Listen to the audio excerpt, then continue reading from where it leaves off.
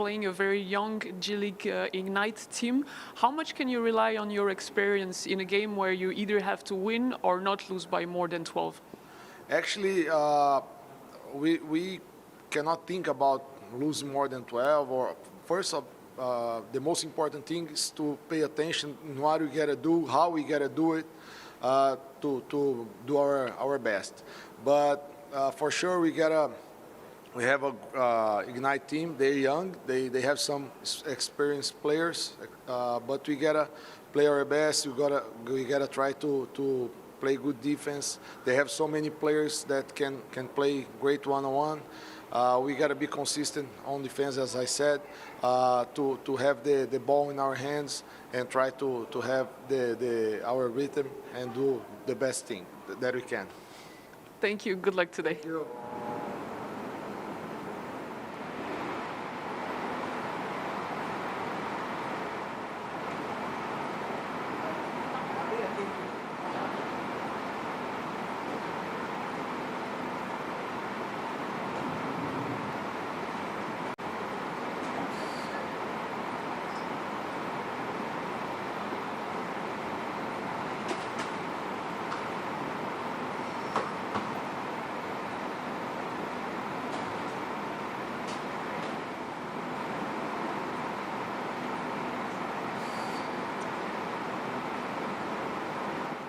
Coach, do or die game today, but not only do you have to win, but you also have to win by 14 or more. How do you approach that kind of contest?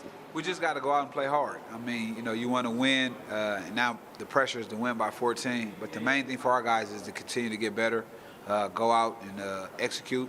And then however the game turn out, I'll be happy. But we just got to have maximum effort. In addition to being a very physical team, your opponent today displayed some great team basketball yesterday, passing the ball, shooting the ball very well as well. What's going to be the key to stop them? Well, they're a really good team. They've been together for some time, so they have good continuity. For us, we just got to know who the shooters are, got to get back in transition defense and execute, and limit them to what they want to do. Thank you very much. Good luck today. Bye-bye.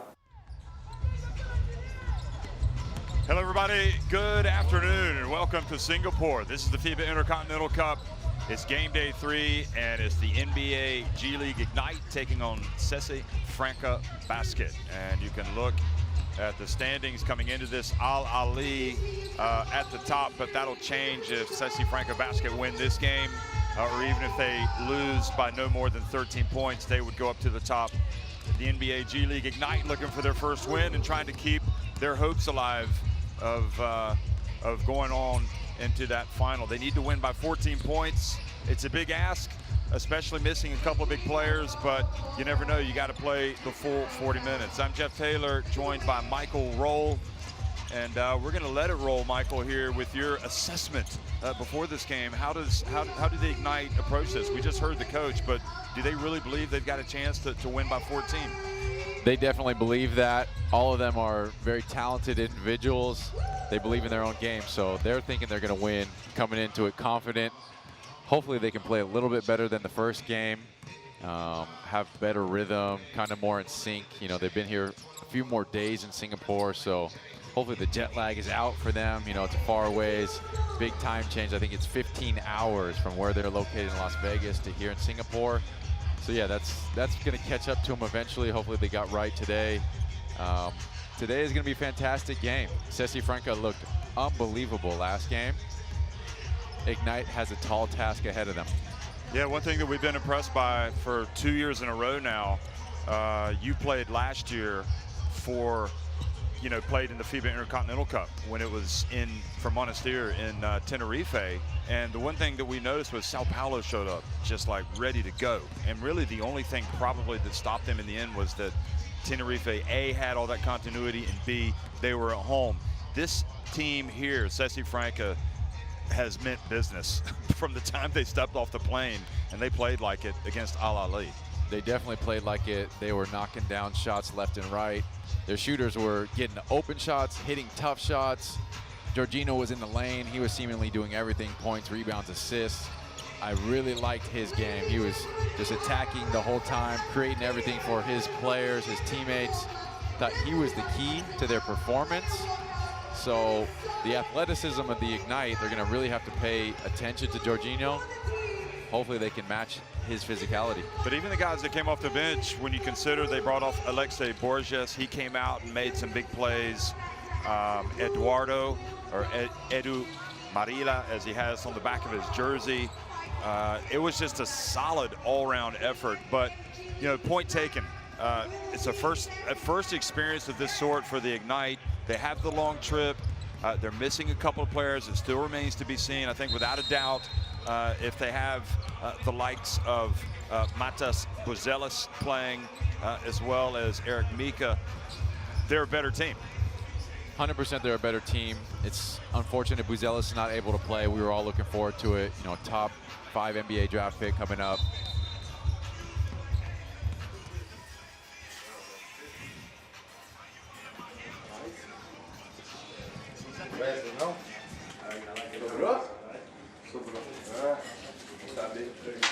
Vai, você vai me dar só de banana.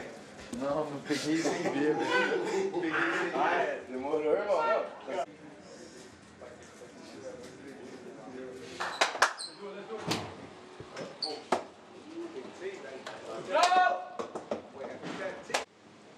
So you would if you had an open shot. You didn't miss it. Here we go. Who's up? Everybody in? Woke up. Anyway, here we go. The Paul, 14, huh? Well, Mike, it's nice to get a peek in the locker room. It's good to see that the Sao Paulo team is getting the VIP treatment here, hors d'oeuvres and everything else before they, not the Sao Paulo, excuse me, the Sesi Franca team comes out and gets the hors d'oeuvres beforehand. But without Buzelis, you know, you're talking about a kid that I think in all likelihood most people would say is going to end up being a lottery pick, just has enormous potential. And without the veteran Mika, those are two key missing pieces. But does this Sesi Franca team suffer as Al Ali did, perhaps with a, maybe not so much of a letdown, but maybe a little bit of physical additional tiredness because they had to play yesterday in the Ignite. They've had some time to digest what happened. They've had a day off and they're going to be refreshed, maybe a little bit angry. Ignite are probably a little bit angry with their performance. You know, they traveled all this way. They want to have a better showing. I think Sesi Franca is just coming out here very determined. You know, Jorginho leaves his team in Germany just to come out here to try to win this title, the Intercontinental Cup. So I think they're turned up, they're ready. It doesn't matter that they played yesterday. These are professionals.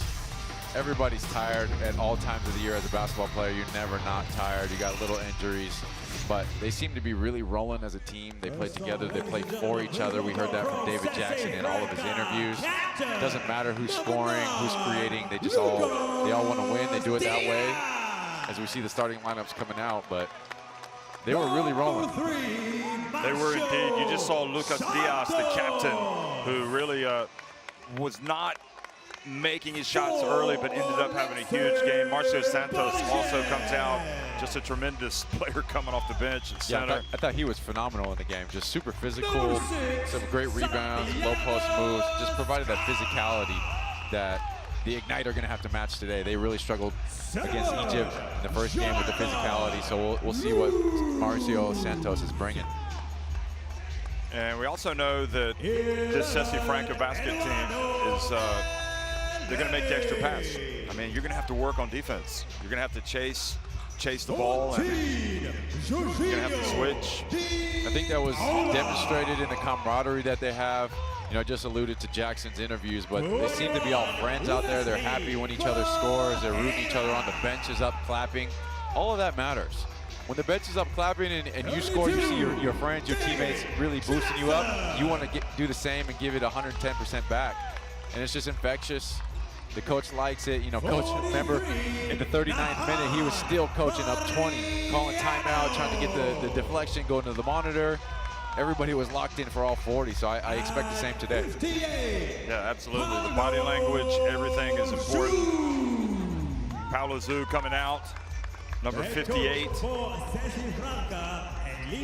In fact, it's Paulo Zu Jr., although officially his registered name with FIBA is Paulo Barbosa. And it's a huge honor. You know, you consider Jorginho is going to be playing at home. He'd like to wrap up his career with at least this stint. Maybe he'll go back to Frankie. You never know. He'd like to leave with a trophy. Yep. Going to Ulm, you know, had such a great season in Germany last year. I think that's a great move for him. We mentioned it in the last broadcast. It's so unique that they allowed him to come do this, to leave their preparation, middle of training camp, middle of preseason, allow him to come, you know, for a week, maybe even a few more days because of the travel and how long it took. Just shows what Jorginho means to this club and what the club means to him. Yeah, absolutely. Good point. So the Ignite, they're not just young guys, they've got some veterans. Ron Holland, perhaps, along with Buzelis, the big headline names in this team. Here he is. London Johnson played a lot of big minutes the other day. I don't know if you caught Ron Holland getting off the bus. Super swagged out with the outfits. So when you dress like that coming off the bus, man, you got to have a great game. He's definitely confident. Babacar Sane, I thought he had a rough game the other day. A little bit of just found it difficult. A couple mental mistakes, you know, really bad fouls, got caught in the air, kind of took him out of his rhythm. It did show a few flashes of that athleticism, you know, really nice curled jumper as well. So there was definitely some flashes that showed his potential, but yeah, you just want to see a little bit better IQ out there, understanding of time and situation at all times of the game. There's Tyler Smith, I think probably, certainly from my vantage point, the best player the other night. Had the best game anyway. Izan Almanza really struggled against the bigs. He'll be looking to come out and make much more of an impact, although defensively he did make some good plays. Yeah, you can see his length. You know, he met somebody at the top, right above the rim for the block last game. Just looking at him, you know, he's super long. Just going to be a beast when he adds a little weight, a little bit of grown man strength, learns to play against these bigger guys. Referees today, Antonio Conde, the crew chief from Spain, Yevgeny Mikhayev from Kazakhstan, and Peter Prax from Hungary. There on the right, Antonio Conde probably has refereed many of your games, I would imagine, over the years. Many games. So it's a really good crew that they got out here. So starting five will be Marcio Santos, so he's not coming off the bench. Marcio Santos, Jonathan Luz is what we call him, Lucas Diaz, the captain, Jorginho, and David Jackson, who was on fire at the start of the game, and then Alexei Borja, Scala, Eduardo, Maria, when it says number 11, Elevi, Ferreira, Fernandez, that's Wesley Ferreira, and Fernandez, and that's Zu down at the bottom, number 58, and Fernandez, actually we call him Nathan Mariano. Just to, the Brazilian team teams like to keep us on our toes.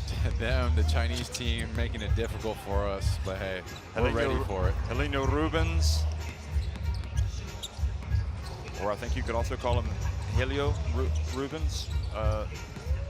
Just continuing with the trend, Ron Holland, London Johnson, Babacar Sane, John Jenkins, Izan Almanza in the starting five for the Ignite, along with Admund Gilder, David Stockton, Jeremy Pargo, Tyler Smith, all coming off the bench, and of course Eric Mika and Matas Buzelis not able to go for coach Jason Hart. So you feel for him because he wants to come out and win some games, and to be robbed of not just two vital players, two essential players.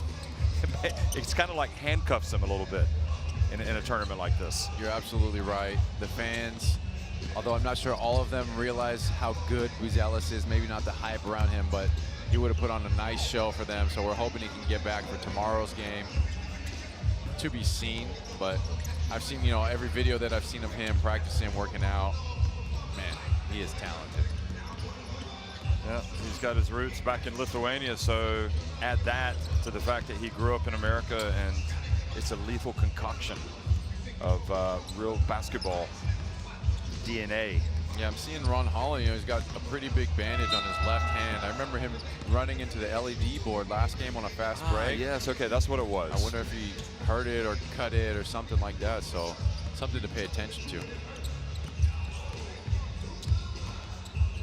So the FIBA Intercontinental Cup, the test match to see if this was going to be something special that would be worth having back in 1965.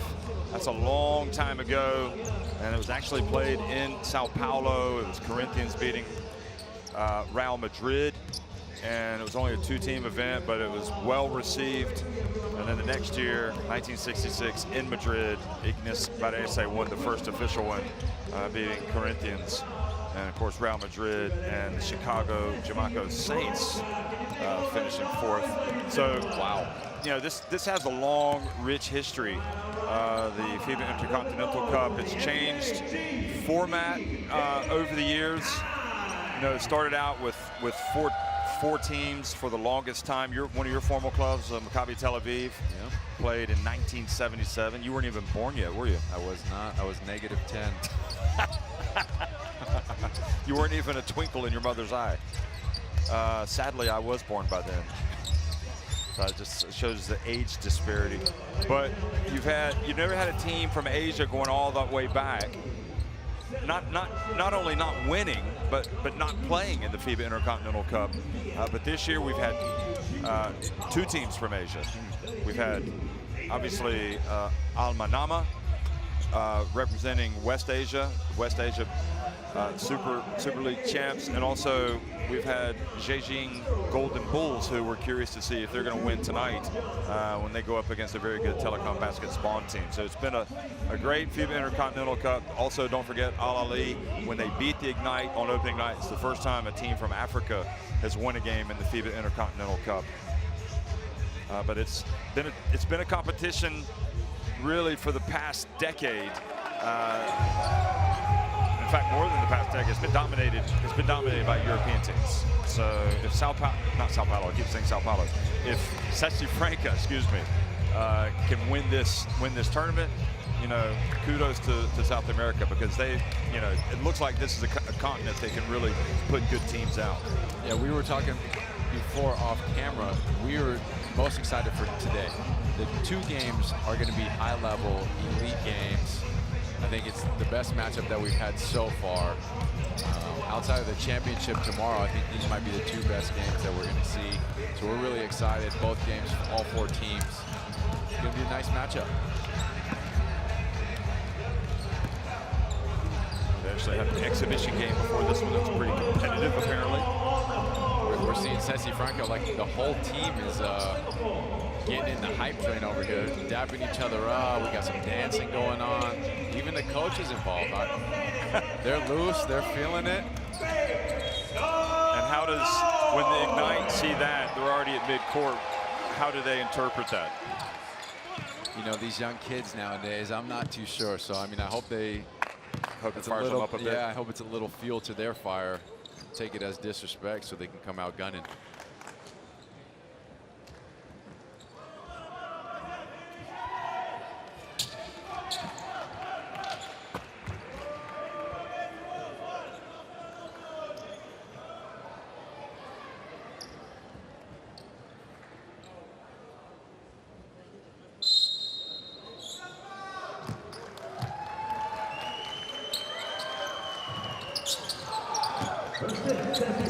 Good afternoon from Singapore. The FIBA Intercontinental Cup game between Sesi Franca and the NBA G League Ignite is underway. And an early bucket for Lucas Diaz as Sesi Franca. And the team from Brazil takes the early lead. Remember, the Ignite, they need to win by 14 points if they're going to advance to the final, because they lost in their opening game to Al Ali. Need to create a 3-way tie, and that's a good start for Jenkins, knocking it down from the right corner. Shooter, can't let him get open to start. He missed his first couple last game, but gets his first one to go today.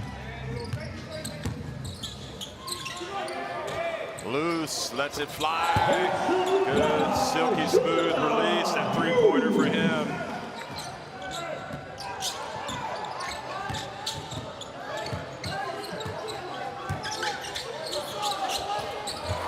Another answer from London Johnson. So great start offensively anyway.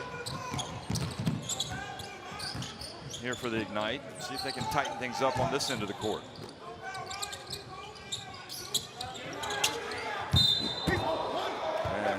Babacar Sane, or excuse me, Ron Holland, looked like he was trying to pull the table out from under, or the rug out from under Jonathan Lewis. Watch this.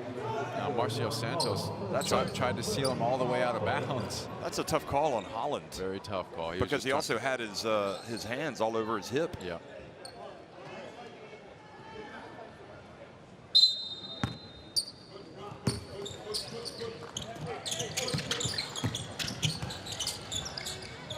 Lucas Diaz, he made a lot of them yesterday. Yeah, he ended the game 5 for 12 from 3 yesterday.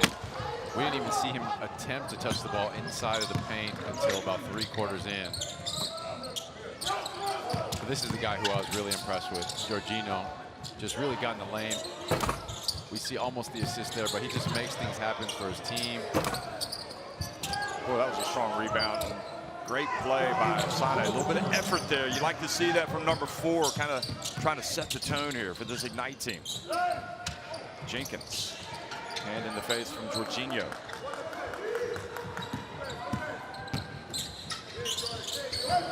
Oh, nice pass down low to Sane, and he is fouled. So free throws coming for Babacar Sane. I mean, it really, Michael, I mean, you know this as well as anybody. It's such a celebration in terms of to know that basketball is played all over the world. And these Ignite kids, some of them have played international basketball and they're fully aware of it. But, you know, the fact that they have this high level of a team in Brazil, many high level teams, in fact. But these were the Basketball Champions League American winners last year. Sane misses the first. You know, good teams in Asia, good teams obviously all over Europe, where you spent the majority of your career other than playing for Tunisia's national team and Monastir last year at the Intercontinental Cup. It's amazing to see really how big and global the game of basketball is. You know, you see it with all the major events, the Olympics for the most part, but this cup just shows, you know, people like to hoop, whether it's at the park. And they're going to count it. There's our guys getting in the paint already. Wow. And Ron Holland with the foul. He's got 2. Here he is coming from behind, and a couple of difficult fouls on Holland. I mean, if you're going to pick up a foul, you don't want to pick him up the way that he's picked him up, and that means he's going to have to go out. But I suppose the good news, at least, is that Tyler Smith comes in, and he has been outstanding. And Ron Holland visibly frustrated. Gets the first foul call, you know, shaky. This one, he thought he didn't even deserve to get the and one, but that's just the difference in the rules from America to here. That was a good rebound from Isan Almansa. If he could get it going, that would be a plus. On this end of the court, he's been anonymous. Here's a drive, nice pass, but Jenkins misses the layup. Loose, feeling loose, but not making it.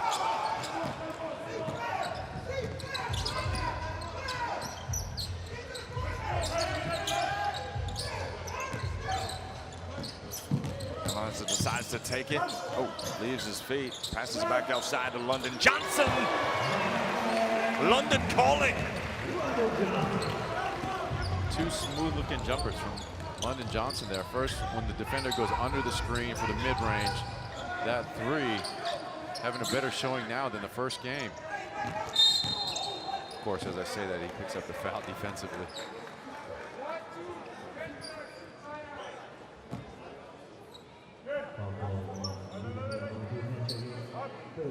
So the G League Ignite up 10-7. This is a promising start for them. See if they can build on this. Here's London Johnson guarding the experienced David Jackson. And David Jackson knows how to get up and score. Yeah, that's the vet taking to school, the young kid, London Johnson. Just used his weight. I think they're about the same size, but David Jackson is pretty stacked. Put his weight on London Johnson, created the shot.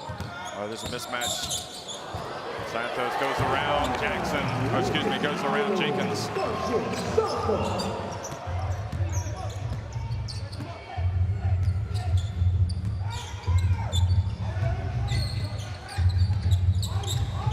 London Johnson from the top of the key, no, but Almanza with the board. Jenkins, he knocks it down. They've got some shooters, folks.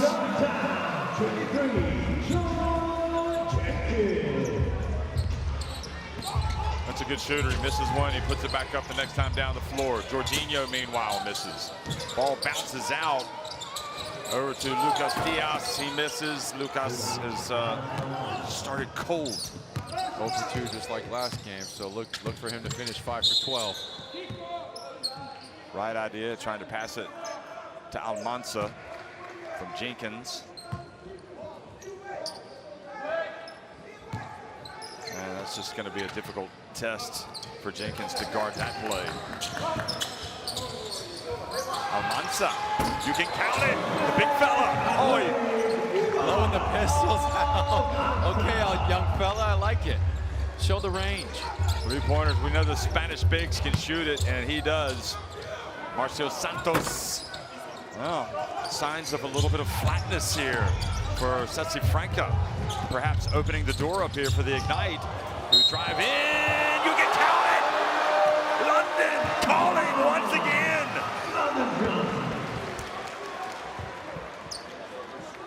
And now as they start to create a little bit of a lead here, maybe it gets inside their minds and also the minds of Sesi Franca that getting to 14 points.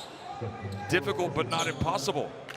It's a great start by the G League Ignite. London Johnson specifically able to take the contact there and finish with the left.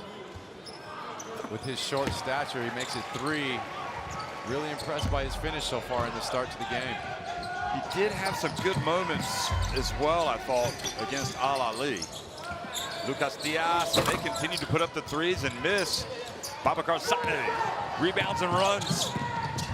Oh, he needed to stop that one. Oh, he is perhaps a little fortunate, but he gets to the line. Actually pretty good body control. He went for the Euro. David Jackson was in front, but it seemed to stop just enough. Yeah, good play. So he avoided it mid-air. I'm often thinking you want to get the ball to the guard in that situation, but bigs love to try to show off their skill even when they shouldn't. You should definitely give it up to the guard and just run, but this time it turned out okay. Well, Babacar Sane, another part of his repertoire. We've just seen it. Now he takes it up to a 9-point advantage. At 10. And I'm just curious, you know, the psychology is what fascinates me, how it's going to certainly fill this Ignite team with confidence. And perhaps how does Sesi Franca react? Yeah, this is smart by Lucas Diaz. Really short on his three-point attempt so far. Get back to the block, make it easy one. He's too big for all the guards down low. Yeah, that's twice he's been able to go to work down low. Also Marcio Santos had some success. Wesley Pereira is in the game as well. He's come in from Marcio Santos. Now David Jackson comes in and gets the steal. And London Johnson whistled for the foul on David Jackson. So perhaps not a bad foul. This is Diaz, as you said, showing his ability down low. And yeah, if the ball's not falling from deep, especially for somebody like him, there's only one solution, isn't there? There's two solutions. One, the smart thing would be go to the block, what he does. A lot of shooters just keep shooting. You can't knock it. I mean, you never tell a shooter not to shoot. That's all they can use. Just take a better shot. Try and beat us. But we got to be smart to know what it is. You can't get it back right away. It's a long game. So you got to be a pro and know you can't get it back right away. Hey, stack connection. You push Tyler down. So I wasn't supposed to come off there. No. Hey. Hey, we're going C diagonal. C diagonal for John. So right here. Stock got the ball. This is gonna be big fella. This is gonna be Tyler. This is Tyler. This is John. One here.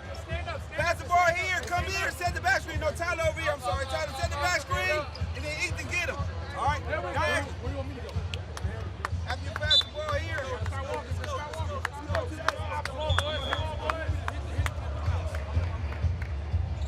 Well, it's certainly speaking, as a neutral, this is the better scenario that the Ignite come out and get a good start.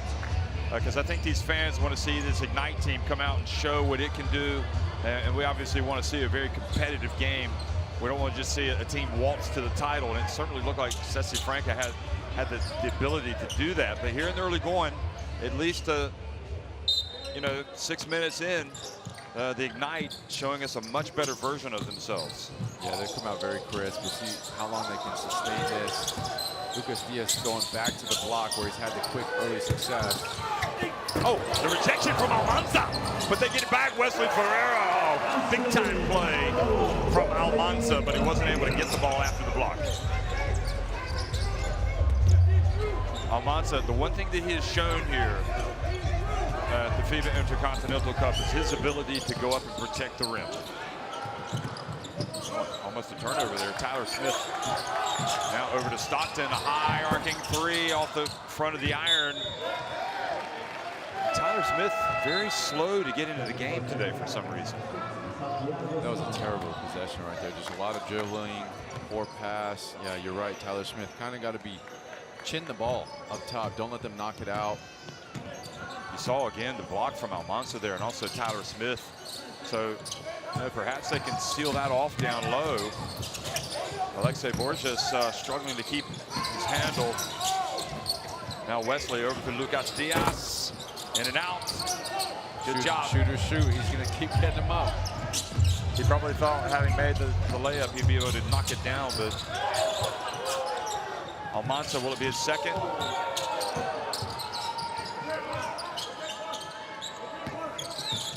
Now Stockton.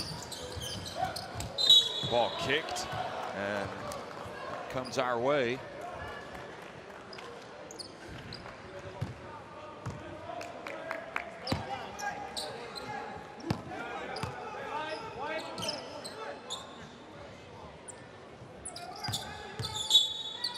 So Stockton's going to inbound the basketball into Almanza. Quick pass to Jenkins. Oh, he doesn't catch it. He gets it back though, puts it up and in. English. Wow, pretty fortunate there. Fumbles the pass. Tight window from Almanza with the pass. Will puts the English on it. Gets a layup to go. Yeah, tight window, but then puts it off the window.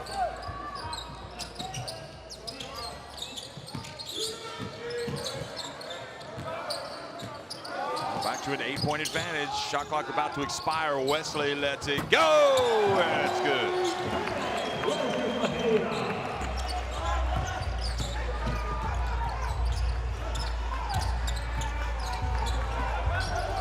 Back to a 5-point deficit for Sesi Franca.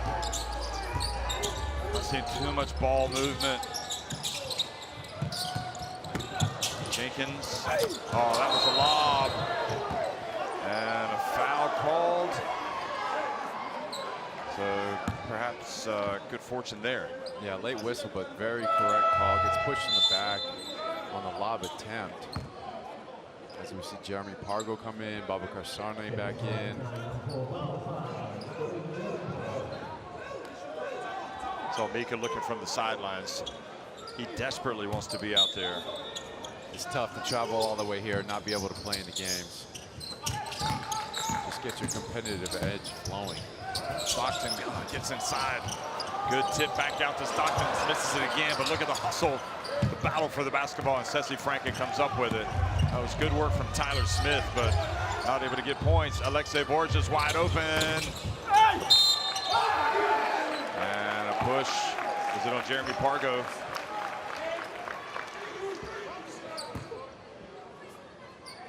Your former, you played with you at Maccabi Tel Aviv? That's correct. Jeremy Pargo.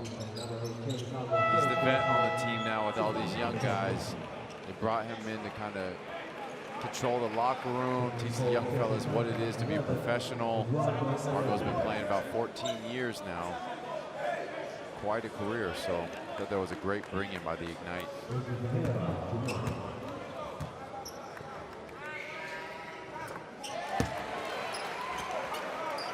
So Wesley makes the first, and that lead, that great lead that the Ignite had has been trimmed back down to 4. Now 3. Frustrating last sequence. Had a couple of looks in the lane and missed it. Ball knocked out of bounds by Scala. David Stockton barking at Tyler Smith. You got to flash to the middle of the court, especially on the press. Give an outlet to the point guard. Can't just leave him by himself with 2 defenders up top.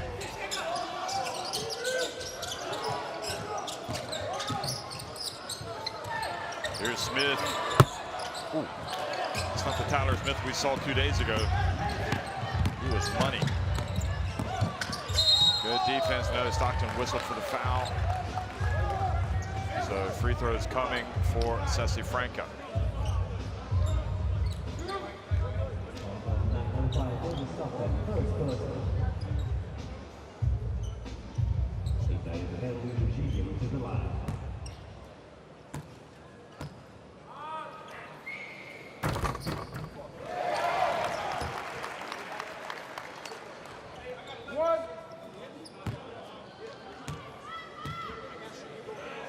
So Jorginho, one of the outstanding players in the FIBA Intercontinental Cup, makes both free throws, and now it's a 1-point game. All that good work disappearing. Stockton for 3. Probably want to see a better possession right there. Pretty tough catch and shoot. Jorginho misses. Look at the battle for the rebound, and Babakar Sane not able to get it. Wesley battling away.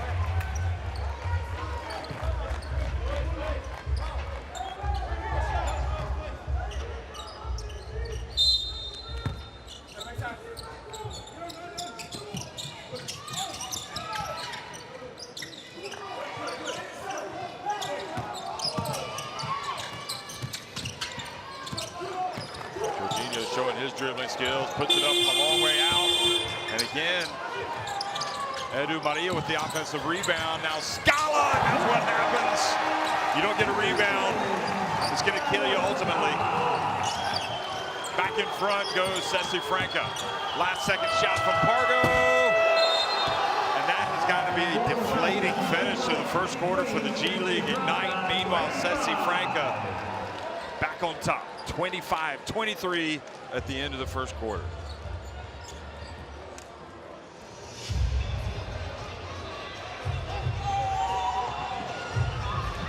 Well, Mike, that second unit that came in was just really let Ignite down. You could see the numbers. Very poor numbers. You're not lying. What's surprising to me, 3 for 14 from 3 for Sesi Franca. I mean, part of that is Lucas Diaz being 0 for 4. He did make a couple nice moves to get to the block, but maybe swing it, go get a little pick and roll action, get something towards the rim from him. But to your point, yeah, that second unit of the G League Ignite. And it was veterans that really weren't making the plays, and that's where you need, you know, the young kids are coming out. They're giving, they're you know, London Johnson with that great start. Almanza making some plays. But it's a long way to go. Still 30 more minutes. But it has to be deflating because, you know, you're really close to that 14-point lead that you need to have to win to get into the final, only now to be trailing by 2. Yeah, Jason Hart was really dejected there after the 10-minute mark. You know, they seemingly played a great 9 minutes, maybe 8.5 minutes. They had a very nice lead, especially when, as you mentioned, they needed to win by 14. But now they're down 2, and it went quick. You know, they gave up so many offensive rebounds. A couple poor mistakes, kind of left Stockton hanging on the press by himself. He kind of rushed a shot the next time down. Yeah, just disaster end to the quarter. So leading the way, 7 points for Wesley coming off the bench, Wesley Ferreira. And 8 points for London Johnson, as well as 8 for John Jenkins, the captain for the Ignite. But it's Franco with a 2-point lead. Second quarter underway here in Singapore. Stockton and the Ignite start with the opening possession. And Gilder in the game. That's the lob, and that's much more like it. What a pass from Pargo with the just catch it one-handed. Tyler Smith and the finish. Crowd loved that. Perhaps that's going to ignite the ignite. You see Borges, Scala, Eduardo De Paula, and Ferrer in the game, and a three-pointer is the answer. Boy, how tough is he? Wow. Jorginho looks great. You know, Pargo, maybe if there was a knock on Jorginho, it'd be shooting, but Pargo goes under. Jorginho makes him pay right in his face. So it's Scala, Wesley Ferreira.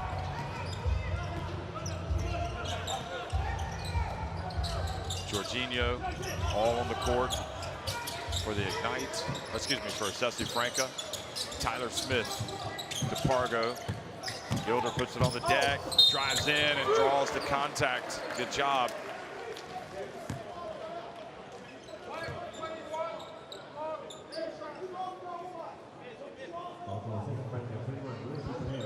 Well, that's not bad at all, is it?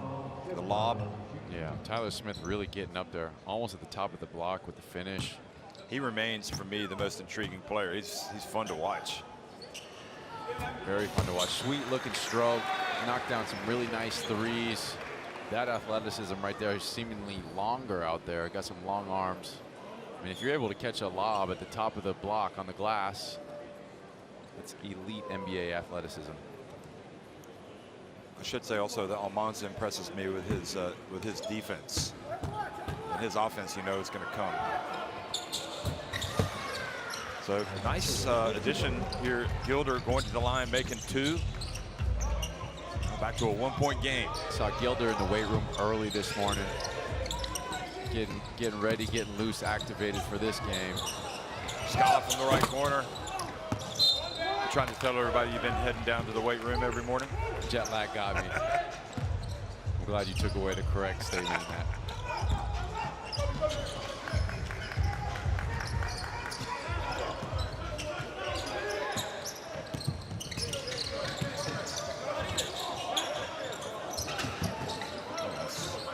Nice fake. 8 seconds on the shot clock. Pargo. Shot clock down to 5. Another poor position. Oh. To go to Pargo. Can you believe it? They're going to get bailed out right at the end. Gets the roll. And the foul.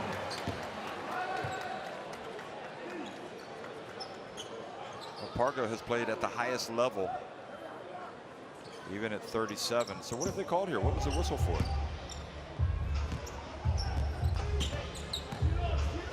We're going to have to ask the media table.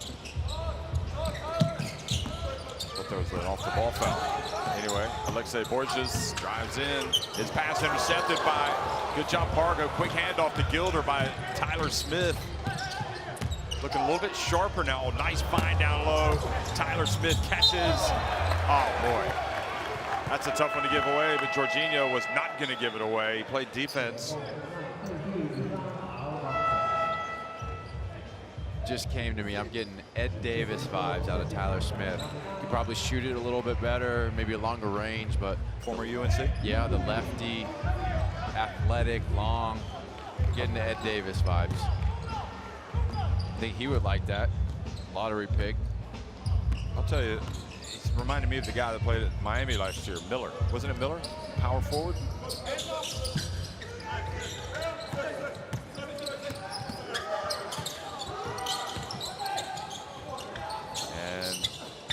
Dump and Gilder. Oh, and then Wesley goes up and is fouled by Babacar Sane. Jordan Miller is who he reminds me of. Do you remember him? I don't. Jordan Miller played for Miami. It's because you were playing overseas. You weren't watching that much college basketball. I tried to stay on the West Coast, not the East.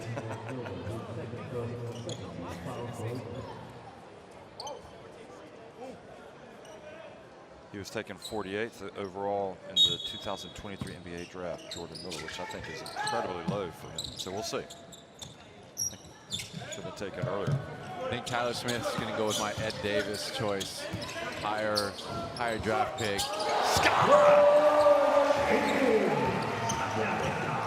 What was Davis, like 10? Do you remember? We're going to have to look.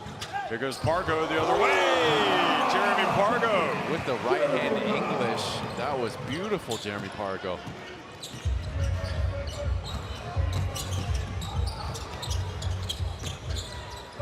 Ed Davis was picked 13th. Here's Alexei Borges. Oh, nice follow on. Oh, Jorginho couldn't get the drop, so another chance for the Ignite. Oh, nice pass from Pargo. Sane, how about that? That's almost one of those no, don't, and then it goes in. Yeah, that's a no, yeah. No, no, no, yes. Well, Sane's kind of fearless. He's done that a couple of times on the drive, and now he's made it 3. And this allows this Ignite team to get some fresh bodies on the court. So nice little rally there from those guys. Pargo remains in the game. He's been solid. Oh, good defense from Almanza. Oh, it doesn't. He knows he probably should have had that. Should have had it, but see, he's got to do his homework earlier. You know, almost made up for it with the steal. But he got screened. He's allowing himself to get screened by the little guys. You got to force yourself around the screen, use your body to fight over it, not just accept getting screened.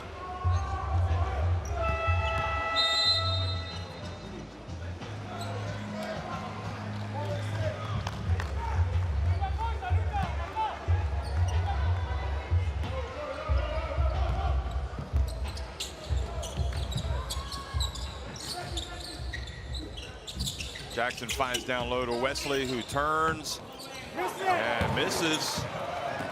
Difficult shot. It's Ron Holland. Holland in the lane. Oh, rims out, just won't go for him.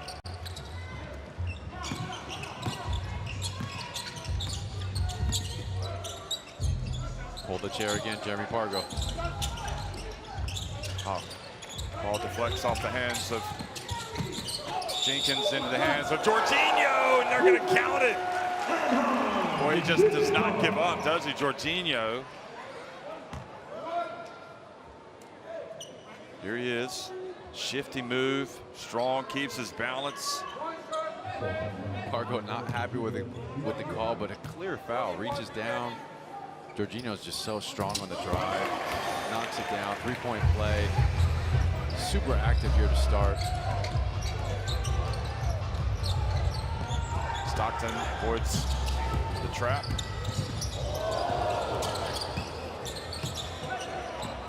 New wrinkle there. Holland again missing. And Almanza with the rebound, gets it back to Holland. Nice play. Almanza doing a lot of little things out there, giving a new possession, and Holland flies in for the bucket.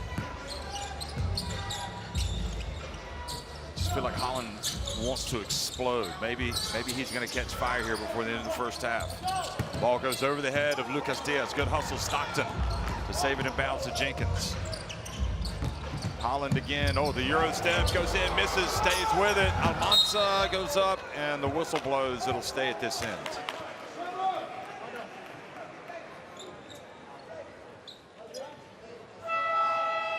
That's the Euro step. He'll be frustrated. Ron Holland wants that one back. Kind of started the Euro from too far. Didn't realize he was, 4 feet away. Kind of shorthanded it. So Leonard Johnson back in. Let's see if he can get it going again. Jenkins misses.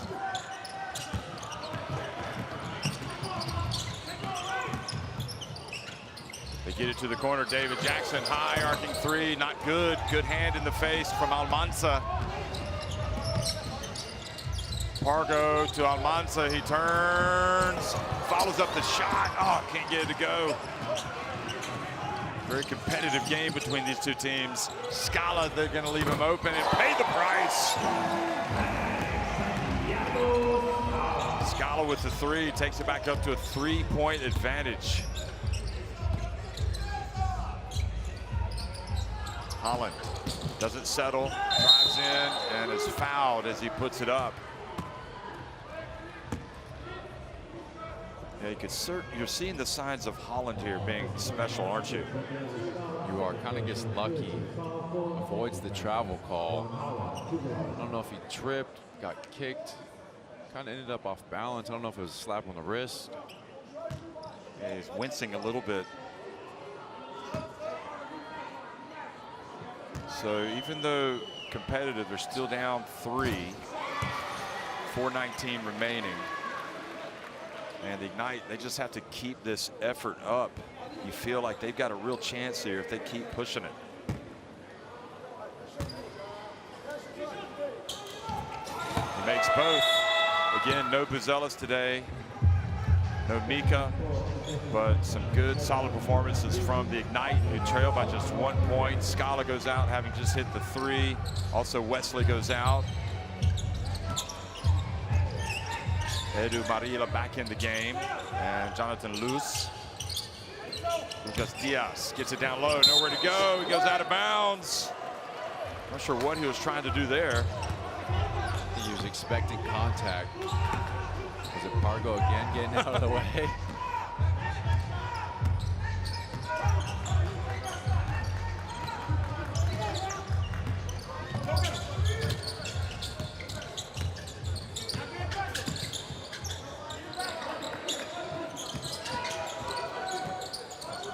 Holland on the deck, gets the whistle.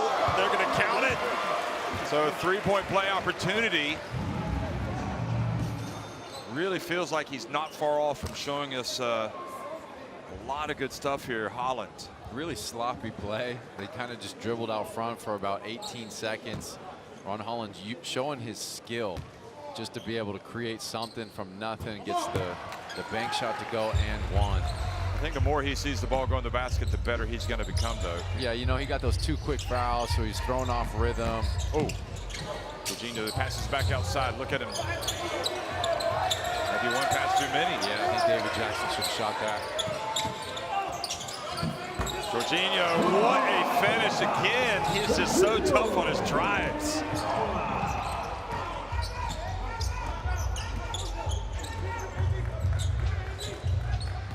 So now Pargo has played well since coming into the game. Goes up with the left hand. Just so smart, isn't he? Yeah, goes opposite the screen where there's no help defender. Smooth ride to the rim with the left hand finish. David Jackson's been quiet today. Here he is getting it deep into the paint, misses. Ball goes to Pargo. Ooh. Holland, you're thinking about it. He's got it. He makes it. How about the Ignite? Now Ron Holland is alive and kicking. 46-41. He's got 10 points. And the Ignite really have to be believing in their chances, I think, the way this first half has gone of winning by 14 points. Let's go down to the bench.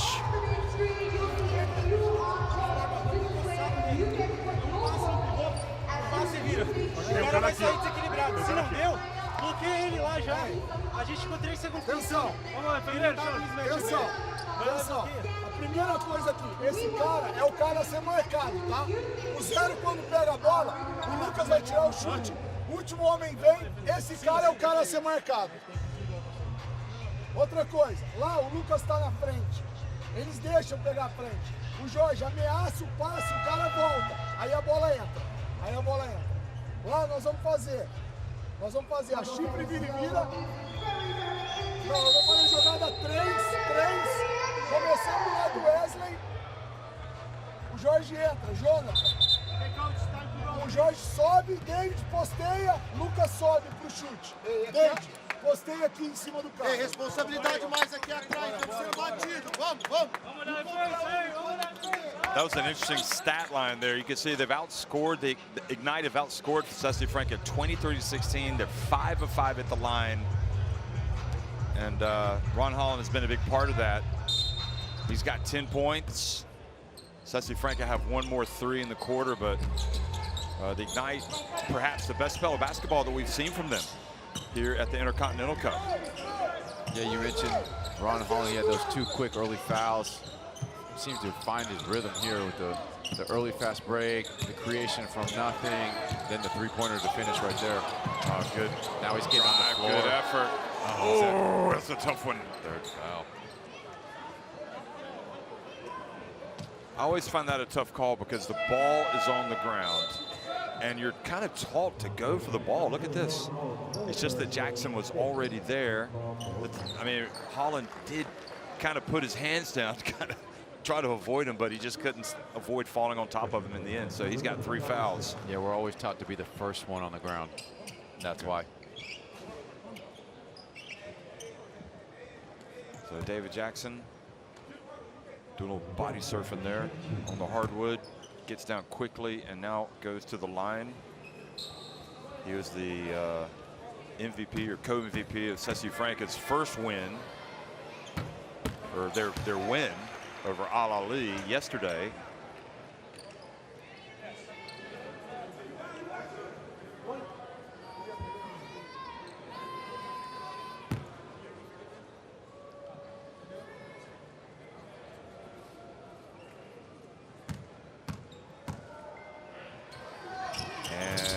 Second as well, so good hustle from him and cuts the deficit.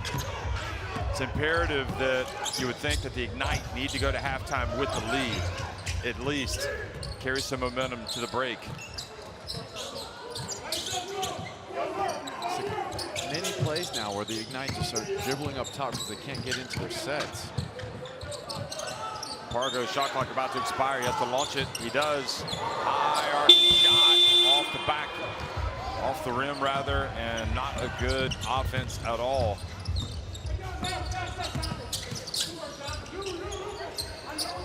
Lucas Diaz working for position, gets it. The ball ends up with Jackson, and that's a 3-pointer. He ties the game.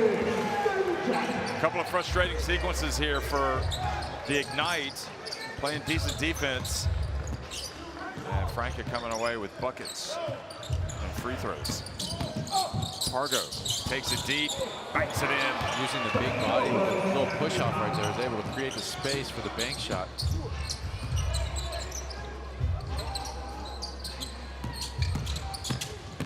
Jorginho to the deep now. Jonathan Luz. The 3 is good.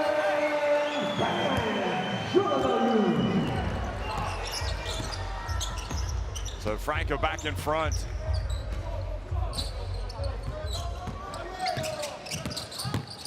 Pargo with the spin. Oh, wow. He's really showing us what's made him special over the years, isn't he, right now? Great veteran play right now by Jeremy Pargo. To go up one, he's kind of putting them on his back right now, making plays happen. Timeout. I mean, so what is leading to some of these stalled offenses for the Ignite? Because I don't think it's a problem getting to the rim like that. No, that's not the issue. It seems like they're not communicating very well. Two guys are running one play, 2 guys are running a different play.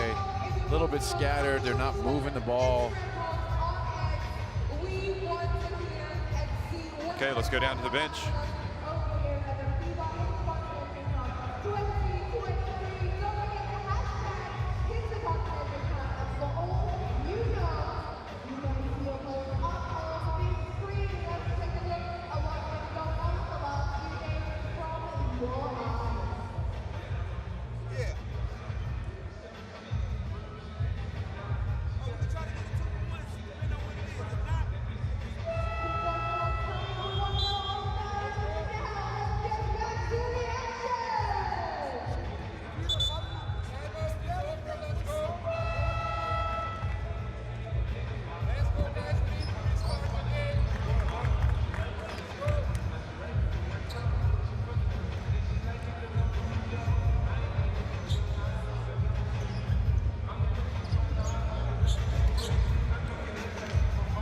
Well, 47 seconds. I mean, these are huge 47 seconds, aren't they, in this game?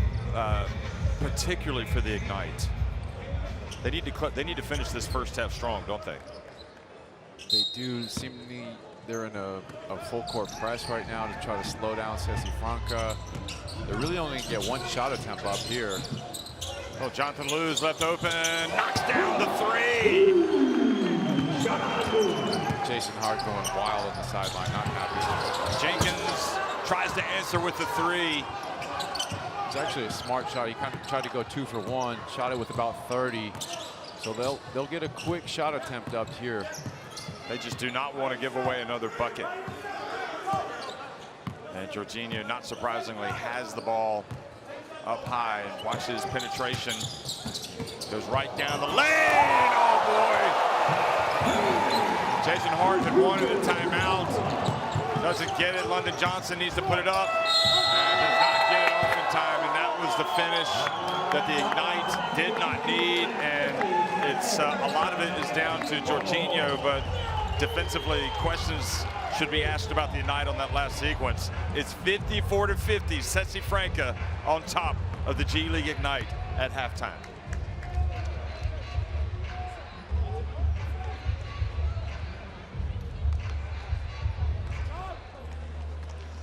Well, free throws, the Ignite 10 of 10, that's a plus.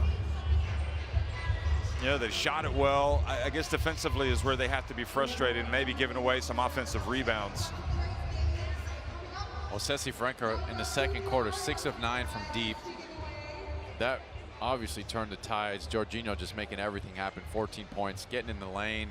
Has hit 1 3, but dropped the hammer a couple times on the G League Ignite.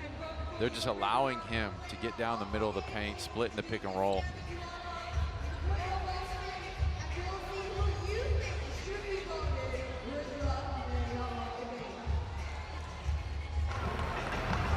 Jorginho, slow start for you guys, but you came back in the game. What did it take?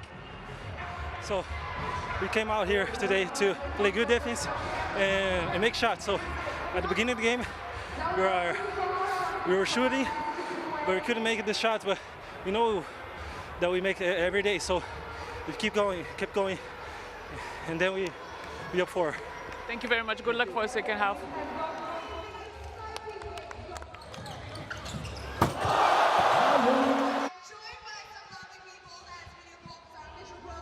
That was one of the highlight reel plays for Tyler Smith, going upstairs and throwing it down. And Tyler Smith has been kind of quiet offensively, but Pargo, boy, what a difference he's made for the Ignite. You know, so much is said about the young guns in this, but maybe what this team has needed has been some good old-fashioned experience at the highest level, and nobody has as much as that in the game as Jeremy Pargo.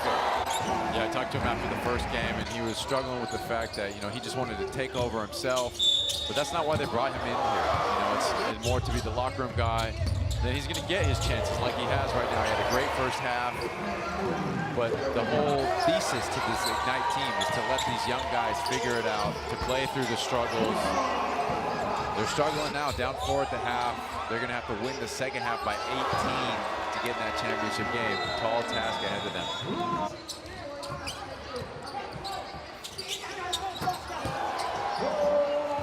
So there were, you know, so now it's, as you said, it's like a mountain to climb, 18 points, and psychologically, and right at the end of the first half, and we've seen it a couple of times, or a few times actually, in this Intercontinental Cup, where that last couple minutes of the first half has just been a disaster, really, for not necessarily just for the Ignite, but for Alma. So some tough work to do, and it'll be interesting to see how they can come out. And I'm just wondering, I mean, do you think that some of the players that were playing so well sat maybe a little bit too long for the Ignite? I know London Johnson had that great start, and then it was a long time before he came back into the game. It's almost as if the coach has a set time when he's going to bring guys back into the game. But then again, Pargo was playing well, so. Yeah, in that aspect, I think you got to let the veteran ride it out. You know, he was making plays, especially when there was nothing going. He was the only one. But to your point, I think Jason Hart in the locker room right now, the main focus at this point has to be just to win the game. Yeah. So you're not going to tell your players, we got to get up 18 points in the second half. No. You're focused on winning the game so you can get in that third place game and not have to play in the last place game.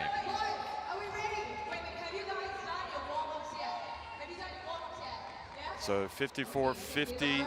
Sesi Franca, who beat Al Ali, the team that beat the Ignite on the opening night, in command, and started kind of flat and not quite as sharp today. You know, a lot of that has to do with the way the Ignite have played. Almanza providing some good defense down low. They kind of, but you know, as a veteran team, they've been able to kind of figure things out here, and I think maybe some of that experience showed maybe at the end of the first half. And for whatever reason, some bad possessions a few bad possessions for the Ignite kind of cost them. Like 5 or 6 of them, actually. I think it's way too many. They were just kind of stagnant, dribbling up top, not really creating anything. We see Ron Holland here on the finished play, but that was off of a broken play. They dribbled for 18 seconds, didn't get anything, and then that's just his talent taking over.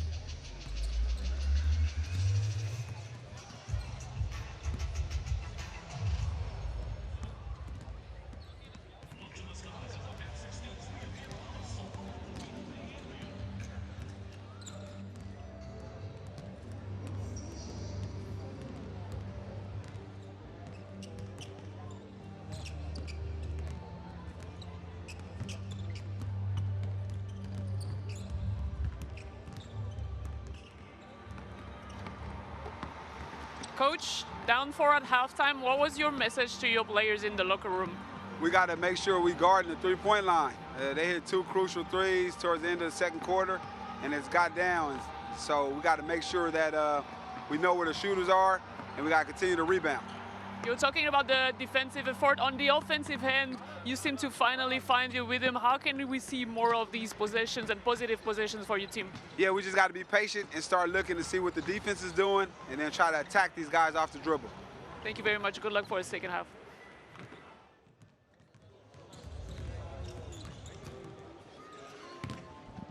So the words from the coach, and attacking them off the dribble. Look for more of that. We saw them doing that a lot in the first half. I mean, the key will be on the defensive end. Can they get stops? Can they get rebounds?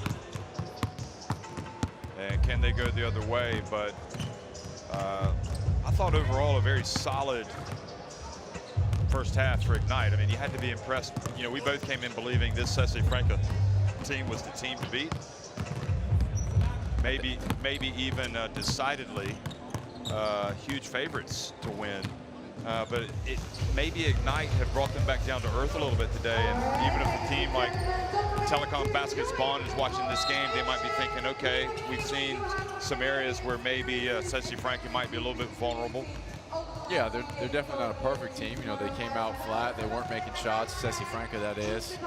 On the opposite end, Ignite came out juiced. They were all over the place. They were creating some turnovers, making plays happen, finishing. But like a young team that they are, just roller coaster, up and down. You know, got to stay consistent as a professional. A lot of these young men out there are just not quite there consistently with the IQ level. You know, making some bad fouls. Ron Holland picks up his third. It's unfortunate, but shouldn't put yourself in that situation. Yeah, the 3 fouls that he had are just kind of like, if you're Ron Holland or if you're his coach, you're like, why? Yeah. You know, why? You're way too valuable to this team to be doing that. Don't pick up the ticky-tack foul, the first one. You know, the guy is sealing you. At that point, you just got to give up the bucket. Diving on the floor, you got to be the first to the floor, so you're not getting that foul, or just get out of the way. But I saw you talking to Jeremy Pargo at halftime.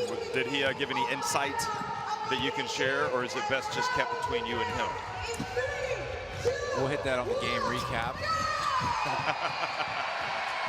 But I was giving him his props. You know, he had a great first half. He's the one who Sesi Franca would have been up more than 4 had it not been for him. He had a couple very nice exclusive drives. The spin for the shot, the right-hand English layup. 5 for 5 from 2 points from Jerry Pargo for a 10-point first half. I think Jason Hart's going to let the young guys go, try to figure this out in the second half. I mean, one thing, okay, look at Jorginho leading the way with 14 points. One thing you'd probably have to say is that Ignite have played a lot better today than they did in their opening game.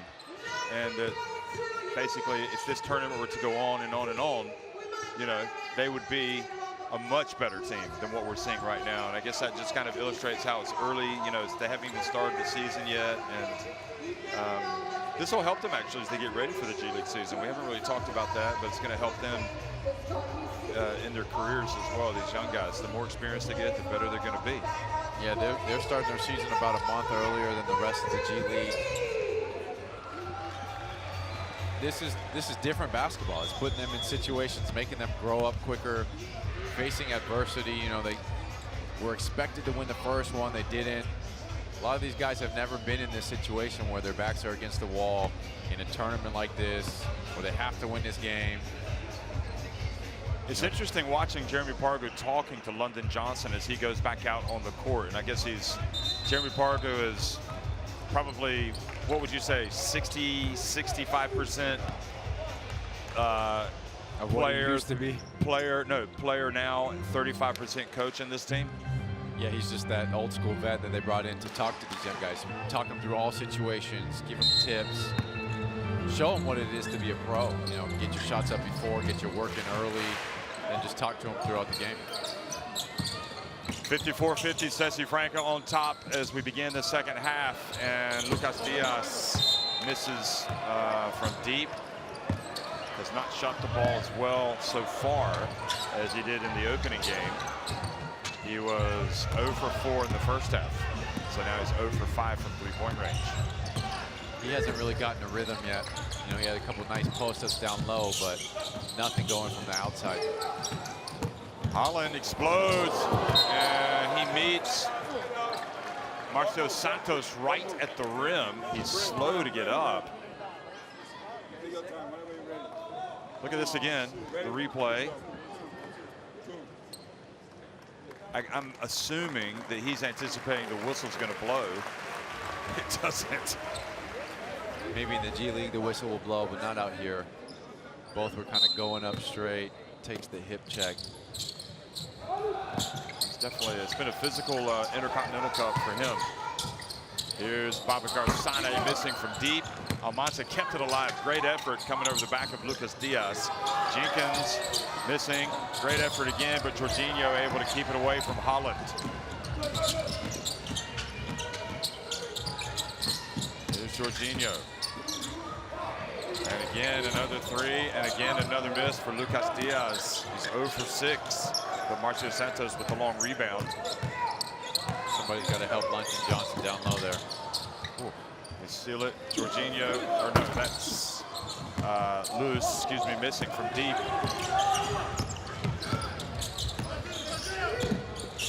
Here's Jenkins.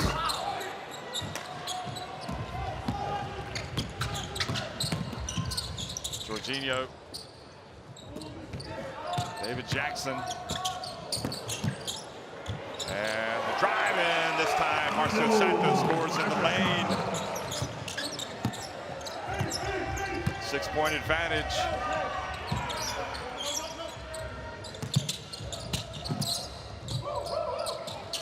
Almanza attempted to put it up, does not. Holland from the baseline. Jorginho is just making things happen, getting 2 quick rebounds in the lane. He's strong, isn't he? He's huge and strong. And goal interference is the call. Lucas Diaz, whenever he goes down low, he's having much more success. Here it is again.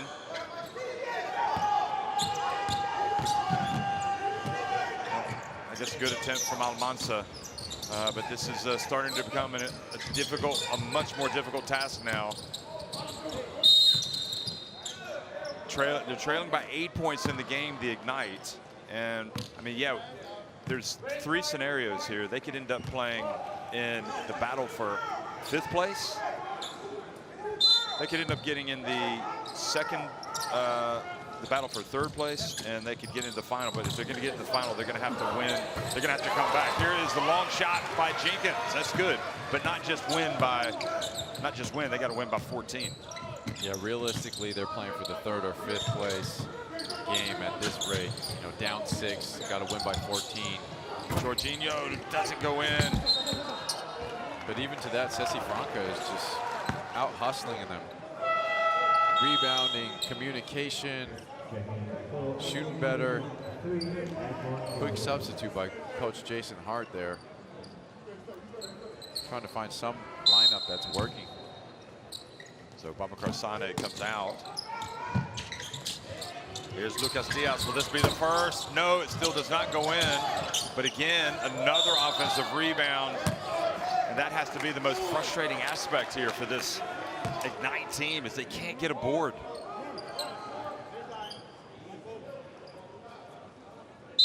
Outside of Almanza right now, they're pretty short. Ron Holland at the 4 position. Yeah, you're right. Yeah, Lucas Diaz just having his way down low with him. Lucas Diaz not having a good day. Missing that. So again, a chance for Holland. He's going to launch it.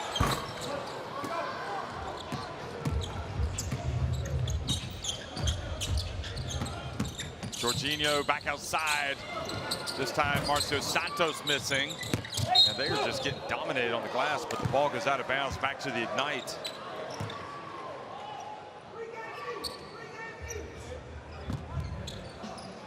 So Sane and, well, they've got Sane out of the game. So yeah, that's why you have the size issue. Here is London Johnson fouled shooting the jump shot by Jorginho.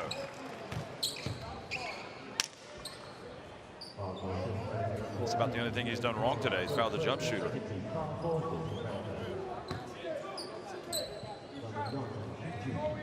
So London Johnson goes to the line.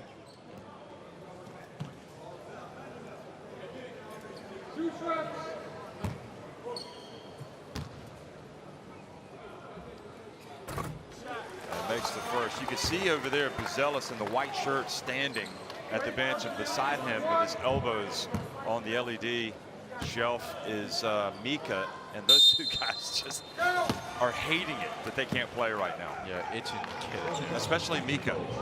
He's a competitor.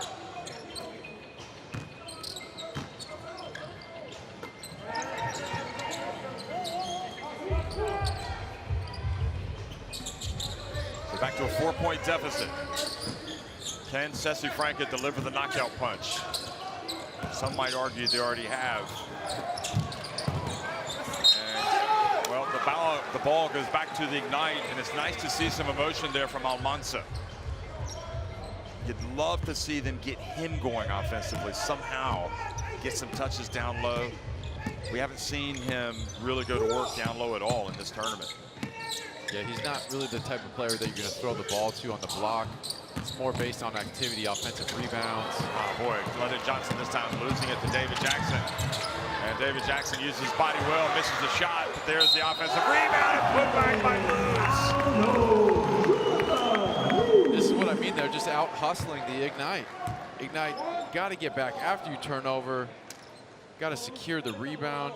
See, just getting pushed in the back. Lewis just wants it more. He's fighting.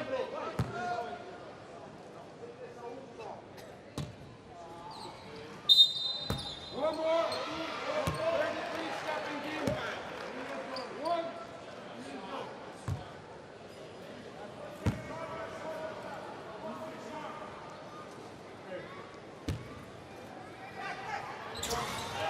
So the lane violation gives him another free throw. He makes it, and it's a 7-point lead. Not seeing quite the same drive and determination here in this second half from the Ignite. Jenkins, spin move. Almanza in the corner. That's good. Well, we've seen it a couple of times today. He still puts the guns back in the holster. Quick pass down low to Diaz, and then Johnson, but for whatever reason, I guess it's the size of Franca, they just can't get a rebound. There were 3 white shirts around the ball that time. Yeah, but look at Ignite. I mean, 4 guards out there with Almanza. Almanza not the biggest body. Obviously, great shot blocker. He's active.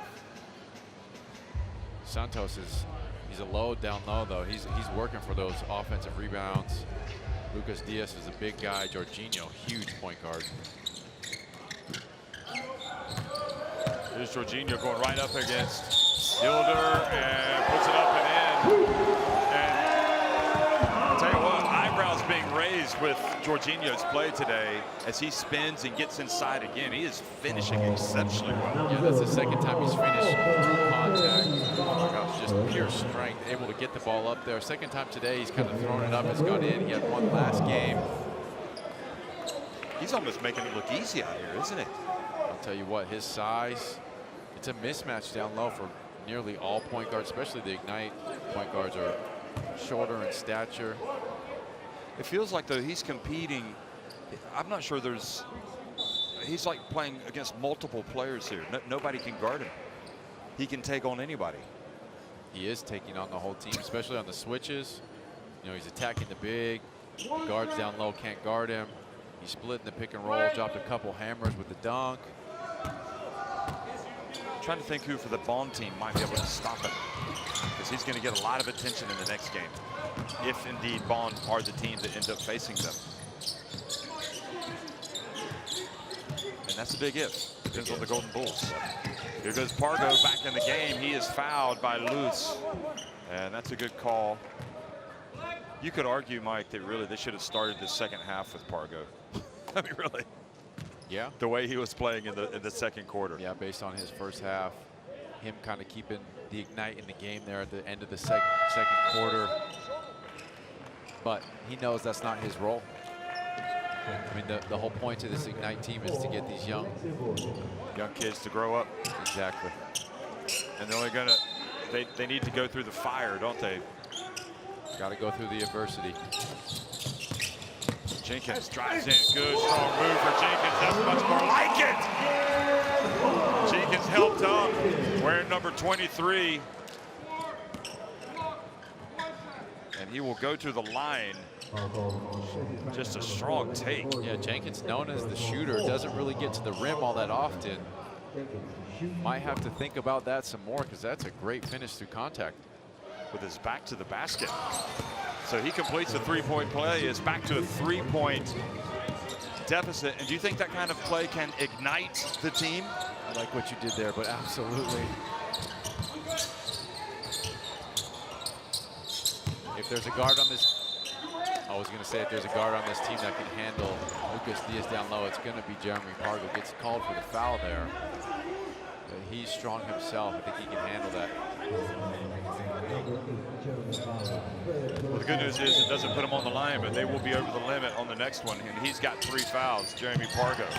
Here it is again, and Diaz and Scala steps out of bounds. So it's all hands on deck right now for the Ignite as they try to come back. They need to outscore their opponents by 17 points the rest of the way if they're going to get into the first place game. Pargo goes right at Jorginho and scores, and maybe the only player that's not going to struggle against Jorginho. There's a 3. Gilder misses. Johnson with the ball, takes it back outside, hands it off to Pargo. Jenkins trying to get some space. Pargo puts it up. Great work by Almanza. The 3rd offensive rebound for the Ignite. Marcio Santos complaining, but come on. Look at this. Well, we didn't see anything wrong there. I think it helped that the ball bounced out, but the foul puts Almanza on the line. And I think a lot of positives to be seen from Almanza. And I guess as a big, he just has to develop that low post game. And I assume he will. I mean, he's very good at screening and rolling. Obviously, we can see the length. He can shoot it. He can shoot it. He's shown us the pistols twice today. Of course, we jinxed it. He's not going to show us the pistols on this one.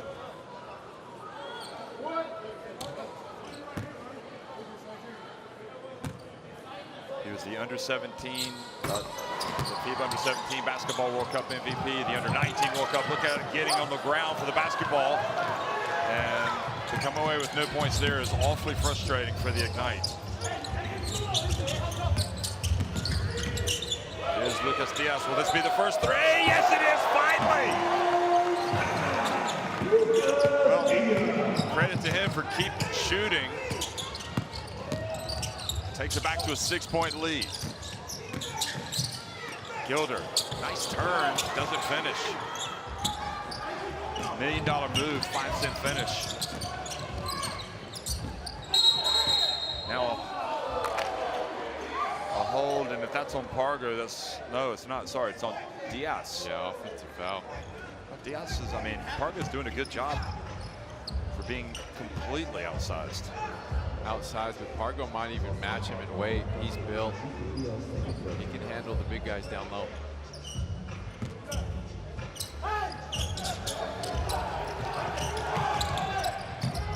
Oh boy, they almost turned it over, and a foul has been called, so that helps. Very fortunate. Yeah, the pressure was there. It didn't look like they were ready for it. Nearly gives up the steal for the layup underneath his own hoop.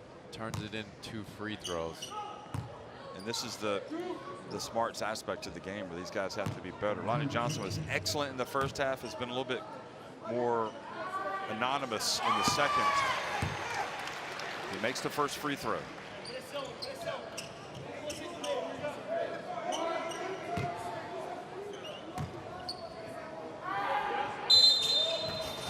second one is good.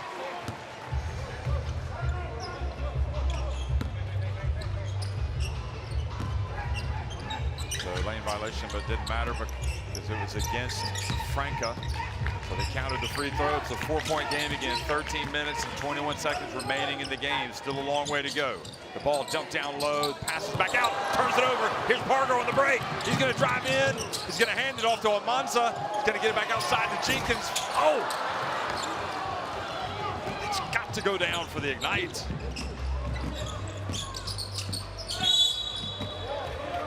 And the foul. Both teams in the bonus really early in the quarter with 4.5 minutes to go. They were both in the bonus. As a defender, you have to realize that team already has 4 fouls. So a simple reach-in like that, now you're giving up 2 free throws. Sesi Franca able to score without really having to do anything, especially when you're trying to come back. Yeah, that's tough. Almanza goes out. Johnson goes out, Stockton comes in, and Tyler Smith comes in. It's frustrating for the Ignite because you have the turnover. Pargo could have driven to the, he could have shot, passed it. They pass it again, they get the open 3 that they want, but they don't make the 3, and then the Franca team goes to the other end and make a couple of free throws. Here's Pargo into paint. Are you kidding me? What a move from Jeremy Pargo. This is his world, isn't it? We're just living in it. Bounce pass. Oh. And putting Edu Marida on the free throw line. Look at this. English. That's a great finish. Twice now, Pargo with the right hand English. Looks much better from that side. Absolutely.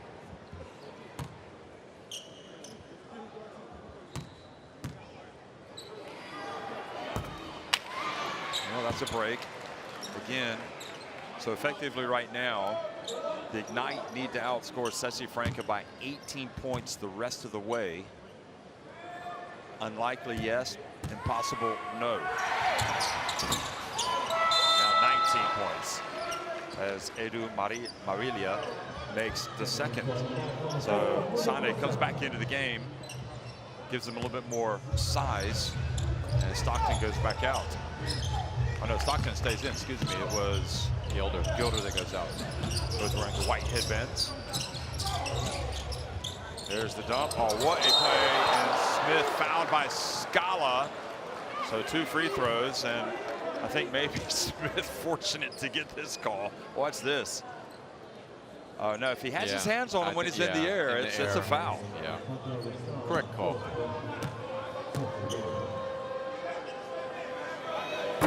It's just unimaginable missing these free throws. It's painful, even for a neutral, to see it. Especially from Tyler Smith, he's got such a sweet stroke. We've seen him knock down 3s, but to miss 2.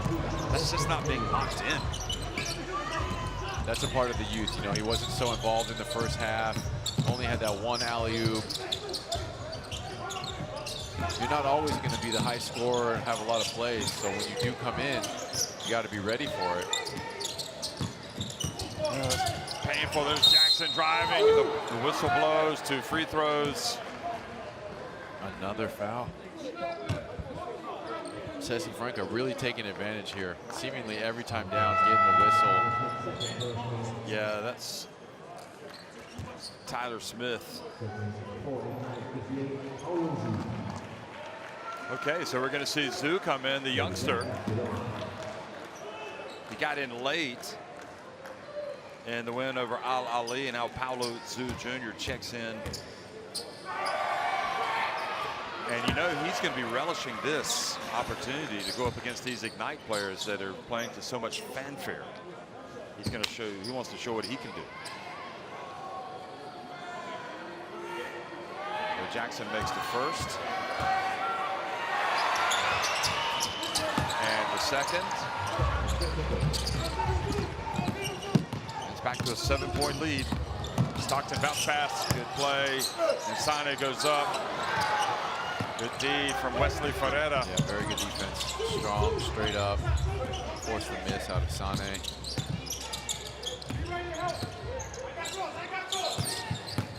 Jackson trying to go hard against Stockton. Stockton reaches in, knocks it away. But Jackson goes down and is fouled. Look at this.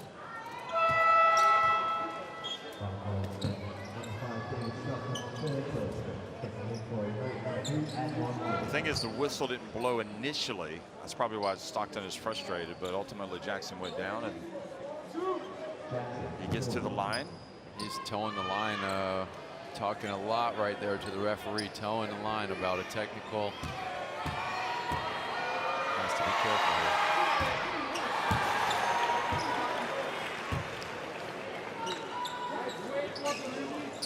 Well, Jorginho inspired this Sesi Franca team today. Has without a doubt been the player of the game. And right now they're just kind of on top by 8 points. Now make it 9. Jackson starting to make free throws. And the possible comeback not looking likely. Boy, tough pass. Gilder gets it, goes up, whistle blows, the reach by the youngster Zoo, puts him on the line.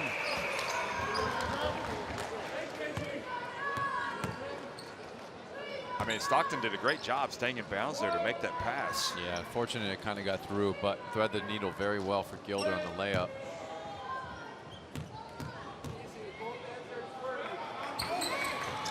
Gilder does finally make a free throw for this Ignite team.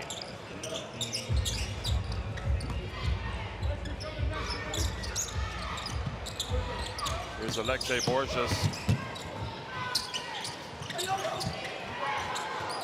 It's Gilder trying to stick with Jackson. Jackson, oh, it looks good. Oh, it rips out. What a break. That was a good looking shot. Now Pargo has been a little quiet here. Coming to life, Jeremy Pargo, and he's fouled in the lane. 2 free throws for Jeremy Pargo. You just put pressure on that defense and you're going to get that call, aren't you? Pargo's the only one who's kind of winning his matchup. He's the only one who's creating stuff for others. Had his will to drive to the rim.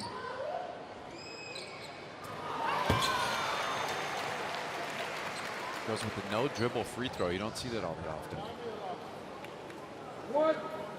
Whatever his routine is, that's what you got to do. Is that how he always was? Makes both of them. Yeah, very rare. He just likes to get the game going, doesn't he? He doesn't want to sit at the line. Stockton with the full court pressure. I think you need to do that. You kind of have to turn up the energy.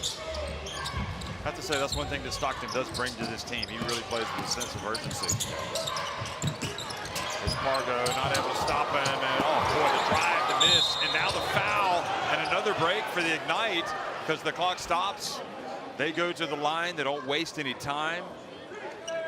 And Sesi Franca leaving the door open here. So that was Zoo driving in. Good attempt by him, but doesn't finish.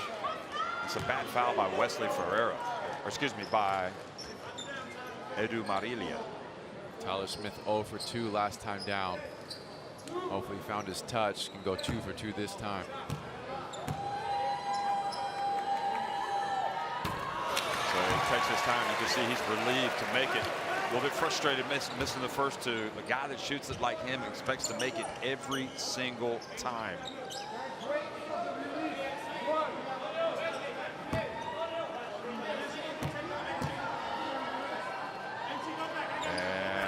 Makes the second. I think at bare minimum, Mike, even if they don't come back and cover the 14 points to get to the final, if they get a win today, that's going to mean a lot to these guys. Yeah, as we said, you know, the tall task of winning the second half by 18 points still doesn't look possible. So you just got to go for the win so you can get in that 3rd place game. There's the pass to Jackson. Oh, and they're going to count it. Or no, but they've called the foul as well. So 3-point play opportunity for David Jackson. Look at him, good, getting tough. Unfortunate, trying to protect the rim, but he goes up and all of a sudden it's the David Jackson show once again. Yeah, he's having a great third quarter. Gone to the line a whole bunch of times. We saw him post up. If he were to have that three that rimmed out, if that were to drop.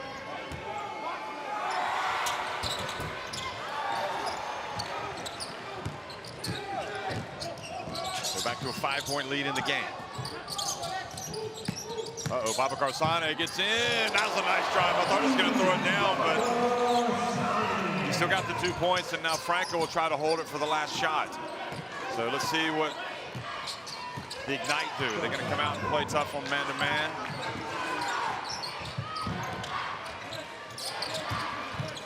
There's Jackson.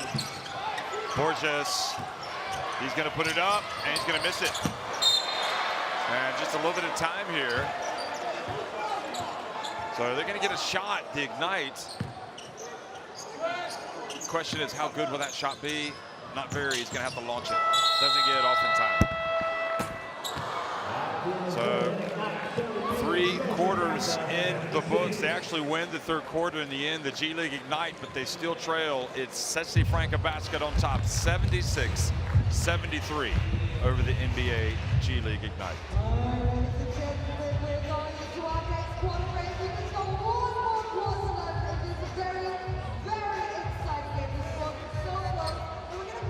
Well, a lot of free throws being made for both teams. And more success from deep. Sesi Franca only 1 for 9 from 3 in the third quarter there, and only lose the quarter by 1. They were getting a lot of offensive rebounds. Yeah, David Jackson got to the line, slowed down the game. As we see him thread the needle there, Santos with a nice finish.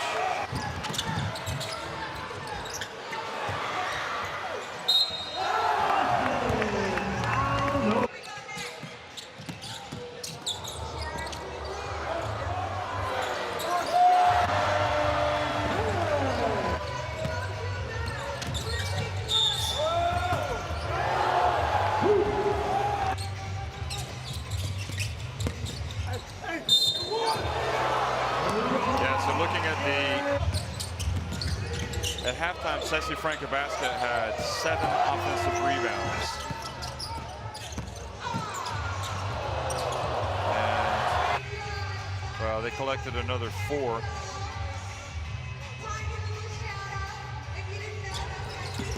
In terms of second chance points in this game,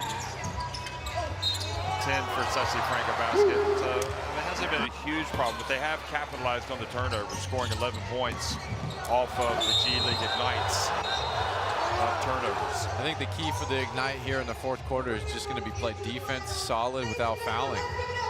Sesi Franca even slowed down the game, seemingly got to the free throw line every time down there in the last 3 minutes.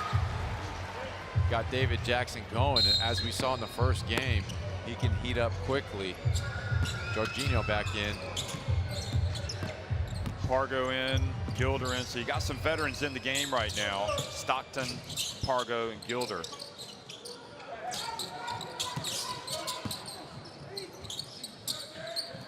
Babacar Sane backs his way in, goes up strong. They're going to count it. They are not going to count it.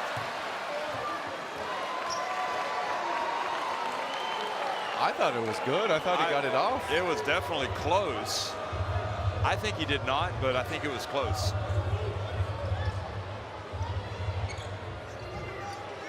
Yeah. They want a challenge. Yeah, I would definitely. He wants to coach his challenge. That was good. It was hanging on the rim when the clock went off.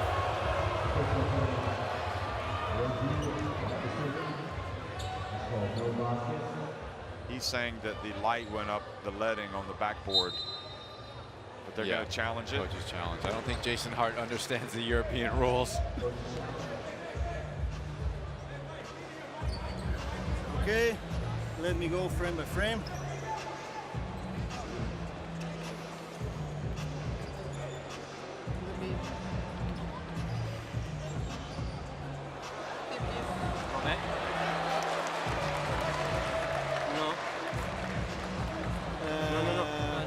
Who's playing with the camera? Yeah, I will check. And the first is like this. No, we cannot see the light. But I see that this is the same frame than here. Yes. Okay? It's the same frame than here. You see? So this frame is the first frame is out. Fuck. The first frame is this. And here we see the ball is out. Okay? So it's a basket, okay? Yeah. It's okay. So we get the basket and we go here.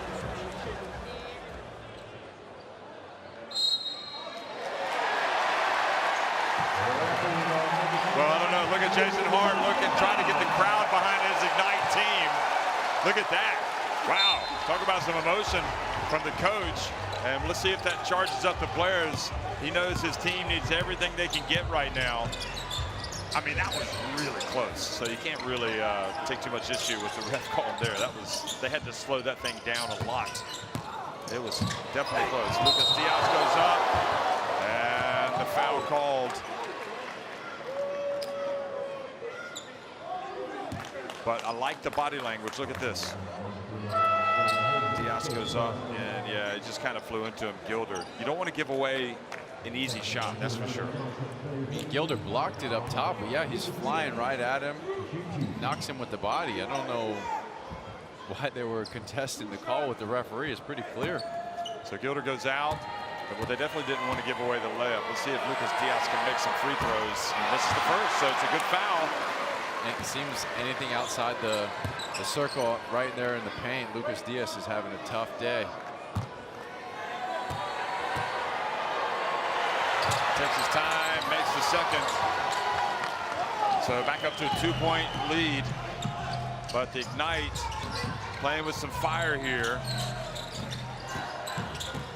And the foul on Wesley Ferreira.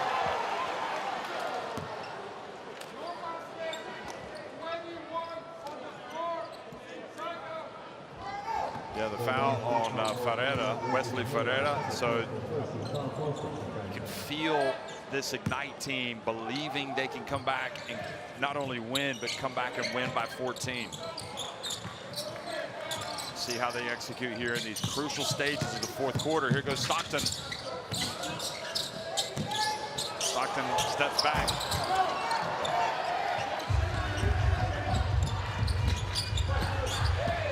Now Jorginho.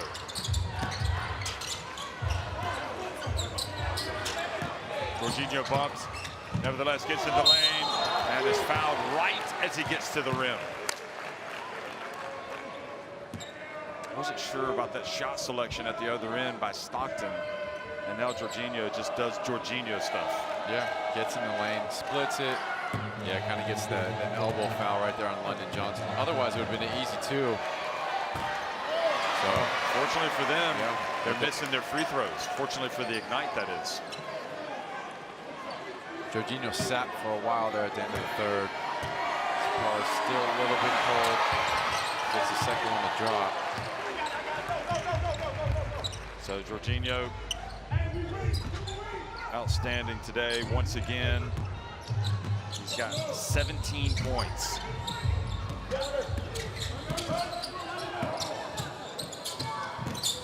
Here goes Pargo, hooping and scooping, putting it up, and good work on the boards. Lucas Diaz boxes out and gets it for his team. Jorginho again going right at Almanza, nowhere to shoot it, so he passes. Stockton having to guard Lucas Diaz. Another offensive rebound for Sesi Franca. Feels like they've just gotten a ton of those tonight. Jorginho into the paint, shot clock about to expire. Lucas Diaz for three. And that is an early dagger here in the fourth quarter. And he's hitting the meat mug running down. Driving down, and Babacar Sane blocked by Lucas Diaz. And then he steps out of bounds. Lucas Diaz making plays at both ends of the floor.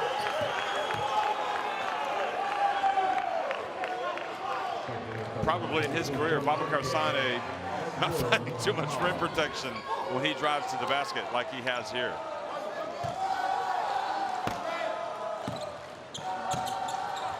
So he goes back out of the game. You can see visibly frustrated. Now Jorginho being hounded by Stockton. Uh-oh, showtime. Jorginho back in the game. Gets it into the paint. And again, Lucas Diaz just kind of letting everybody know who's the boss.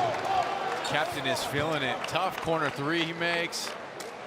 Mean mugging running down. Now the seal down low. Fouled by Ron Holland. And he has fouled out of the game. Disappointing game for Ron Holland.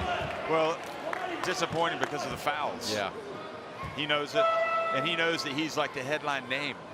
One of the headline names coming in. So yeah, he had those 2 quick fouls to start. Had to go to the bench in like 2.5 minutes.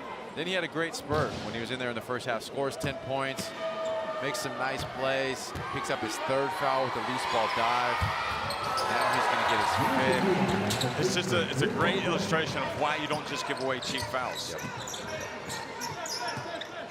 So thanks to Lucas Diaz, Sesi Franca take a giant step closer to the final, to the first place game. And you know Lucas Diaz knows he's going up against guys that are going to be playing in the league. And he wants to prove that he's the king of the court. And he's been doing it. Uh-oh, Almanza drives in. He's bumped by Lucas Diaz. That's where Almanza is fantastic in the pick and roll. Very agile, avoids the block, gets the contact, sending it to the line. Are they not able to run that pick and roll with him more? Because we don't really see it, do we? Yeah, you would think you get a lot more of that, especially how agile and active he is. I mean, he's been schooled at playing in Europe, so he will know. But he's having a nightmare at the line. I mean, he missed his first couple tonight. So he's now 0 for 3 at the stripe. And finally gets the first free throw to go.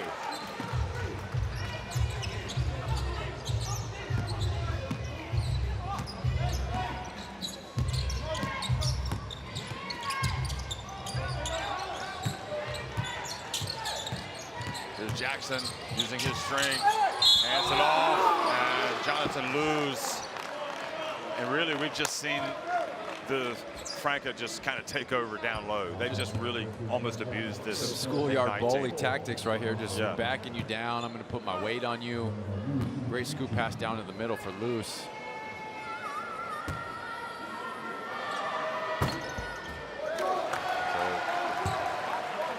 So really, you start to think now, okay, if they play the team from China, Zhejiang Golden Bulls, or if they play Telecom Baskets Bond in the final, can either of these teams defend that low post? Keep the bully tactics away. Stockton. And the air is seeping out of the balloon here for the Ignite. It's getting to the point where now the best they're going to be able to do is to come back and win this game. Because they're going to have to overcome a 24-point deficit to get to the final. Almanza going for the steal. Lucas Diaz. Back to Jackson. Count it! David Jackson having himself another fine game. It took him a while, but look at that, 17 points.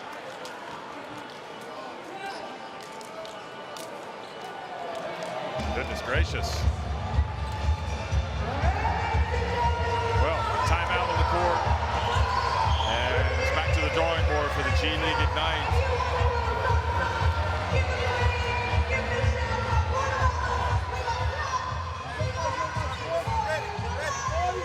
Sem dobra. 2 sem dobra. Por quê? Eles estão armando para fazer uma jogada individual. Nós vamos fazer a Z, a bola veio. You're on the right wing. This is John. This is whoever one of you two. All right? Tyler, you're going to sprint. You're going to set a screen for John. Do you understand? All right? You're going to pass the ball. Then you're going to, when he pass the ball, then you're going to go. All right? When you got the ball, John coming to the corner for a 3. We got to get stops and rebounds. Got it, T. Got it. Hey, they're posting us. We got to do our work early. We got to do our work early. All right, let's go. Let's go, man.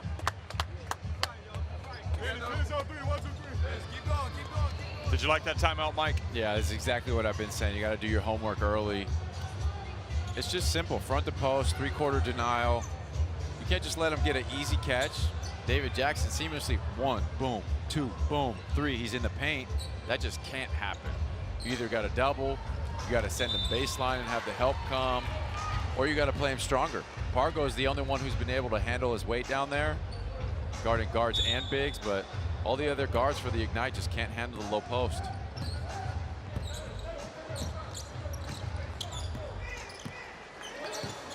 .620 remaining. Let's see if the Ignite can flip the switch here and come back and get a win against Sesi Franca. London Johnson. So he is fouled. Looks down at his arm. They called the foul. So Jorginho whistled for that personal. I mean, Jorginho plays with certainly a lot of panache, but he is strong and physical, isn't he? Look at that, the ball tapped. He's 198, 90, 92 kilos. Nice pass down low to Tyler Smith.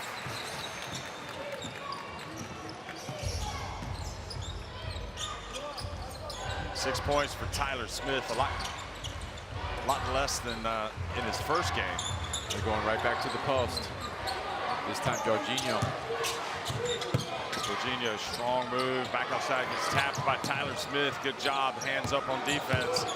Wesley and Almanza with the good. Oh, they called the foul on Wesley. Oh, excuse me, on Almanza.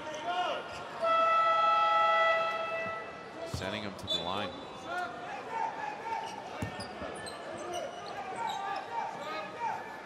Well, just so many good, big, tall, strong bodies out there. As Stockton goes out. So going to the line is Luz.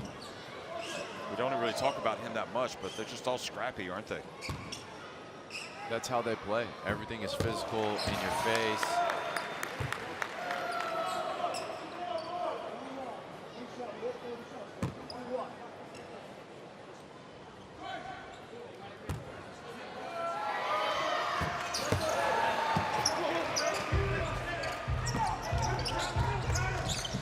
Lewis has had a great game quietly. 16 points, 8 rebounds. Yeah, he really has. Tyler Smith. That's a sign of a really good player when he does make that type of impact and you don't really recognize him during the game. Look at that, Almanza. Got his hands on it. Jorginho gets it back.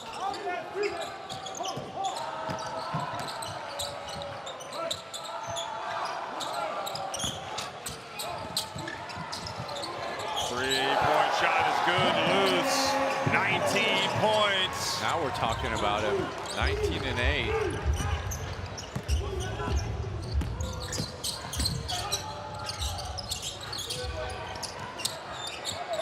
Luz with the rebound. Up ahead it goes. Pargo taps it away. Whistle blows. So he came into this quarter with 12 points, Luz. So he's got 7 points. And he also had 5 rebounds. So he's had a great fourth quarter. He's got a team high efficiency of 25. I don't know. If I were choosing the MVP of this game, I would have thought it would be Jorginho, but now I'm second guessing myself a little bit. To me, Jorginho's done it the whole game, though. You know what I mean? He kind of like laid the foundation for this, didn't he? Yep.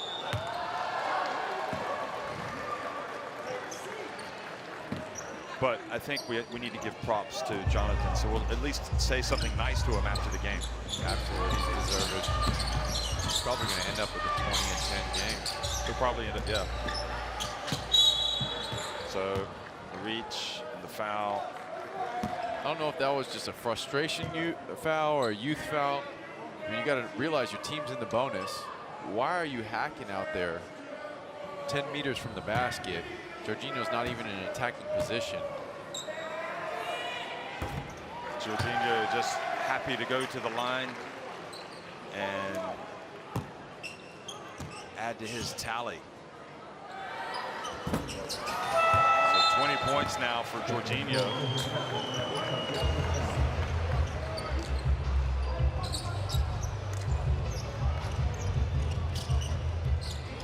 Points, excuse me. So both he and Luz with 19.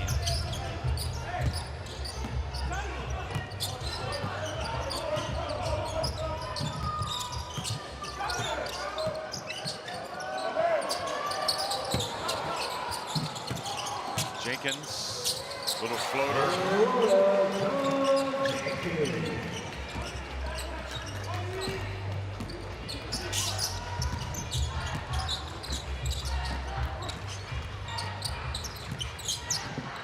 Alexei into the corner. Scala. Marcio can shoot it as well, but Marcio Santos misses. London Johnson can't control the rebound. It goes out of bounds.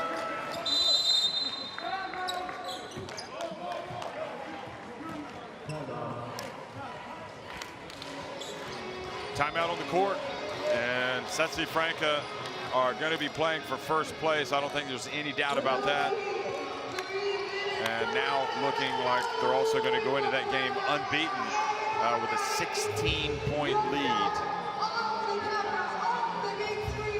They have really turned on the style in this fourth quarter. It's a back cut to a poster. So you never played before, but I told you, you got to know the 4 and the 5. It's going to help you stay on the court. Good time. Hey, you're good.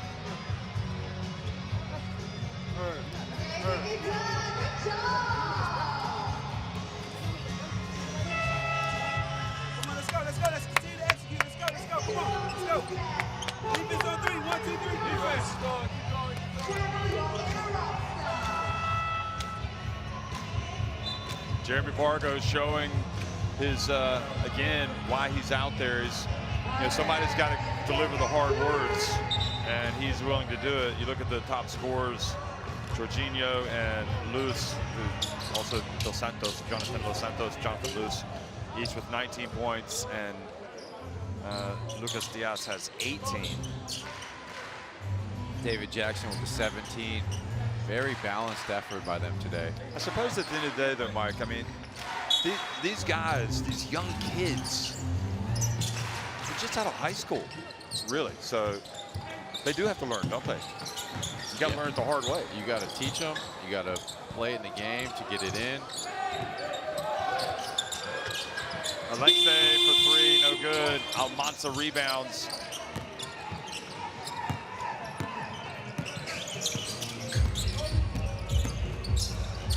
London Johnson determined to get it in, and both he and good work on there on the boards. Tyler Smith, relentless going after the basketball. Way to stay active with it. London Johnson upset that he couldn't get the finish. He almost had the rebound, but I think Tyler Smith kind of took it from him. Back to the line.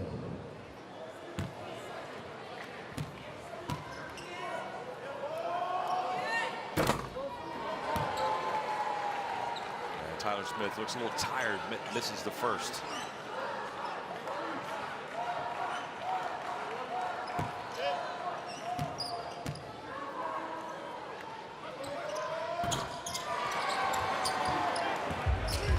So, struggling to finish here, the Ignite, again, headed towards the 5th place game. And they will be big favorites, I would still imagine, against Al Manama. Ball goes out of bounds.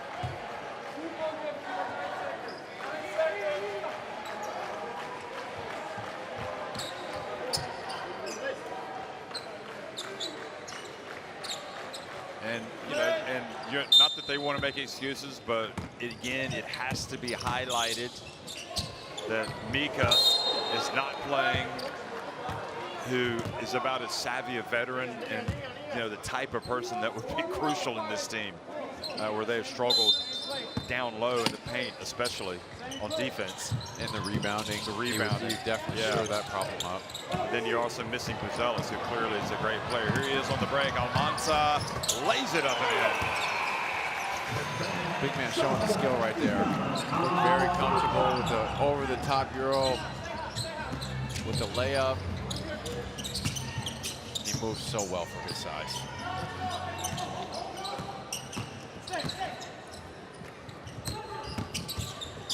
Into the paint, and Zoo missing. And, rejection. How about that? Get that out of here, says Tyler Smith. He runs the floor. Now he's going to go up a jump hook, and he's going to be blocked by Edu Marilia.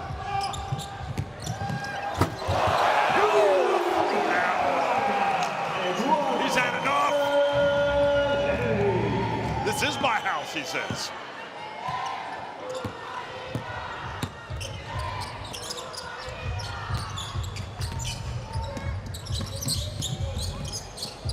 Jenkins.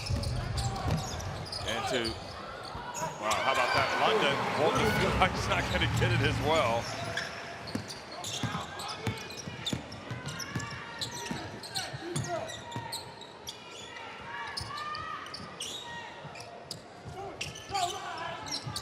Quick pass, and Zoo doesn't get it to drop.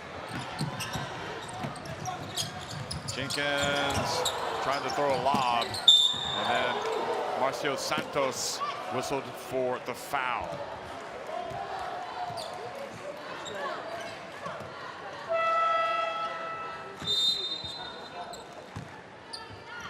Well, Mariano is going to check into the game now. Nathan Mariano from Marcio Santos. Look at this. High arcing play, and that was the foul that was called on Marcio Santos. He thought he had all ball, but when you reach, it's about a 50-50 chance whether or not they're going to call it or not. Right across the body, too. Yeah, so can't be too surprised they would call that one. And is on Almanza. Makes the second, coming to an NBA stage near you soon, wherever it is. 12 and 10, double-double. Hopefully Charlotte.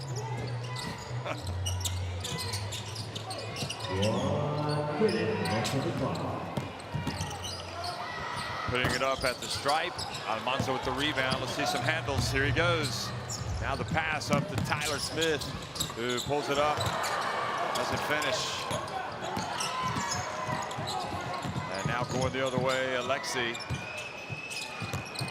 Edu Marilia has it knocked out of his hands by Jenkins. Scala goes for the steal. Nice pass. And the dunk by Tyler Smith. So making this game a little bit more respectable scoreline anyway. 98-88. I think we're going to see a big celebration here on the bench from Sesi Franca. We're seeing it from their fans. I don't think we'll see it from the bench. I think they were expecting to win. They're just going to dap up, get ready for the first place game tomorrow. That ball rattles out. Here comes London Johnson. Is he calling again? Oh, loses it right at the end, gets it back. And he gets a couple of free throws after the foul by Alexi. Well, these are tough lessons that you have to learn if you're the young players of the Ignite. This experience is going to make them better, I would think. And at the end of the day, you just got to dust yourself off, come back out and play in the next game and get ready to go. You need to have a short memory in basketball, don't you? That's a must. That is absolutely a must. I mean, in the game, if you miss, you got to have short memory onto the next shot. You lose a game, short memory onto the next game. Just try to take the key overall lessons with you. 98-89, Sesi Franca Basket march into the first place game with a victory over the NBA G League Ignite.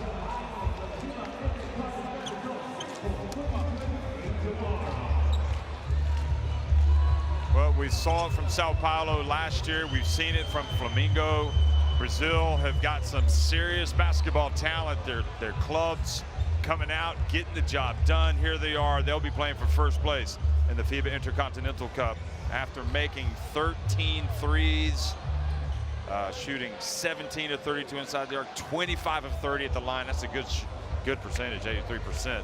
And you know, they did what they had to do. They played the bully ball, as you said, down low. I'm surprised in the end that they were out rebounded by one. And actually, the Ignite had one more assist. But ultimately, Jorginho, Jonathan Luz, Lucas Diaz leading the way in scoring for Sesi Franca Basquete, Johnson Jenkins, and Pargo. You know, it's a shame for Ron Holland. You know, the fouls caught up with him really early. And now you can see Coach Rubens saying, we have a chance to get a trophy. Let's don't waste it. Whoever we play, let's be ready tomorrow. So great day for Sesi Franca Basquete. Can they put it together a third consecutive day and get this title, win this Intercontinental Cup? I mean, it is a huge opportunity to get a trophy for this club, and you never want to spurn these chances. Coach Rubens showing what it means to him and his staff. I mean, we see with the players how they play, the camaraderie they have together. Everybody's sharing the ball out on the court. It starts with Jorginho, player of the game, but he did it all from the beginning, attacking. Very nice finishes, drops the hammer a couple times in the game. Just constant attack mode. Nice little three. But it was a very balanced effort today. It wasn't just him.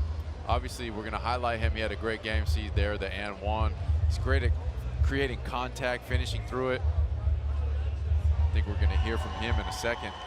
Yeah, Jorginho has been selected as the player of the game, and deservedly. You could have given it to Jonathan Luz, maybe even Lucas Diaz, the way that he kind of came to life late, but there's no doubt about it how well Jorginho played. He was outstanding, kind of setting the table. Jorginho, congratulations, rigor player of the game with 19 points and a second win here. You will be playing the final of the FIBA Intercontinental Cup. What made the difference tonight? So we had a great game offensively. They have a lot of good players, but we have a great core. We know how to play unselfish. That's what made the difference. So, and now we get a rest to get ready to play tomorrow. And now we're ready to conquer the world. I know you've talked to players who played in the 1975 edition of the competition before coming here, and they told you that you only have one chance sometimes in your life to play this competition. How can you make the most of that chance tomorrow in the final? So tomorrow it will be all or nothing. So you're gonna leave everything on the court. I'm gonna play myself 100%, and that's what's gonna make the difference. You're talking about playing 100%. I know it's going to be a very special game for you tomorrow, the last game with Franca. You made a promise to the team. You're one game away from fulfilling this promise. How special is tomorrow going to be for you personally? So we've been together for 2 years, and tomorrow will be my last game with Franca. And it's going to be very special, and it's going to be my last dance, as I say. And I'm really, really excited. I've been part of the process for a long time, and now tomorrow we're gonna take the, I don't know how to say in English, but I'm gonna say in Portuguese, cereja do bolo. Thank you very much, Jorginho. Congratulations again. Well, it sounded to me like he was almost saying we're going to seize the day or seize the moment. But no doubt a great opportunity for Jorginho. He'll be moving on to play for Ulm, as we've talked about. And what a way to sign off if indeed he does win the FIBA Intercontinental Cup. But again, Jonathan Luz was outstanding. Lucas Diaz in the second half. Jorginho is just a quality player. I mean, Ulm know they've got a really good player that's coming to town. Yeah, they got to be very happy with that signing. Not to mention David Jackson, he had a great game as well. Finished with 17. He had a great spurt there where he was at the line, seeming like 4 times in a row down. Very nice three as well. They were just so balanced today. 19, 19, 18, and 17 from their core four. Yeah, I think, you know, you go back and you remember, I guess that sequence right at the end of the first half really kind of took the momentum, gave them the momentum. They carried it to halftime. And ultimately, when they just took advantage of their experience and size and strength inside, and I guess the youth kind of exposed. Yeah, not just that. Ending in the first quarter, too. The Ignite were up 21-11. Yeah. And then Sesi Franca comes out strong to finish the quarter, ends up winning the first quarter. So they had the great start they needed, the Ignite. Yeah, just didn't sustain it. That's the youth, you know, the roller coaster to it. So Jorginho dunking his way to the MVP award today. And, you know, the question now will it be Golden Bulls, or will it be from Beijing and the CBA, the team that reached the final in China last year, or will it be Telecom Basket Spawn, the team that won the Basketball Champions League Americas? We could actually have, although an entirely new cast of players from the Bond team last year, we could have BCL Europe going up against BCL Americas for the Intercontinental Cup trophy, so bragging rights. We're in for a heck of a game, too. The first one was really good. Really excited for this game, too, on this third day. Yeah, we're going to see some good ball players. Malik Newman, goalie, what have you, but there he is again. Balanced scoring, you talked about it. So in the end, they had 4 players in double digits. Nobody reached 20, but 2 with 19. An 18-point game from Lucas Diaz and Jackson with 17. But they've also got players like Edu Marilia coming off the bench that are just really nasty. Forceful down low, rebounds, running the floor, and that dunk was beautiful. So great win for Sesi Franca, the mecca of basketball in Brazil. And now here are the standings in Group A. Sesi Franca Basket go to the top. They've got 4 points, 2-0. Al-Ali remain in second. They will play in the second place game regardless. The third place game regardless tomorrow, because the NBA G League Ignite, they beat them on opening night, and the Ignite have fallen to 0-2. So 98-89. Again, the final score, Sesi Franca Basket winning it over the G League Ignite here on game day 3 at the FIBA Intercontinental Cup. Thanks for watching, everybody.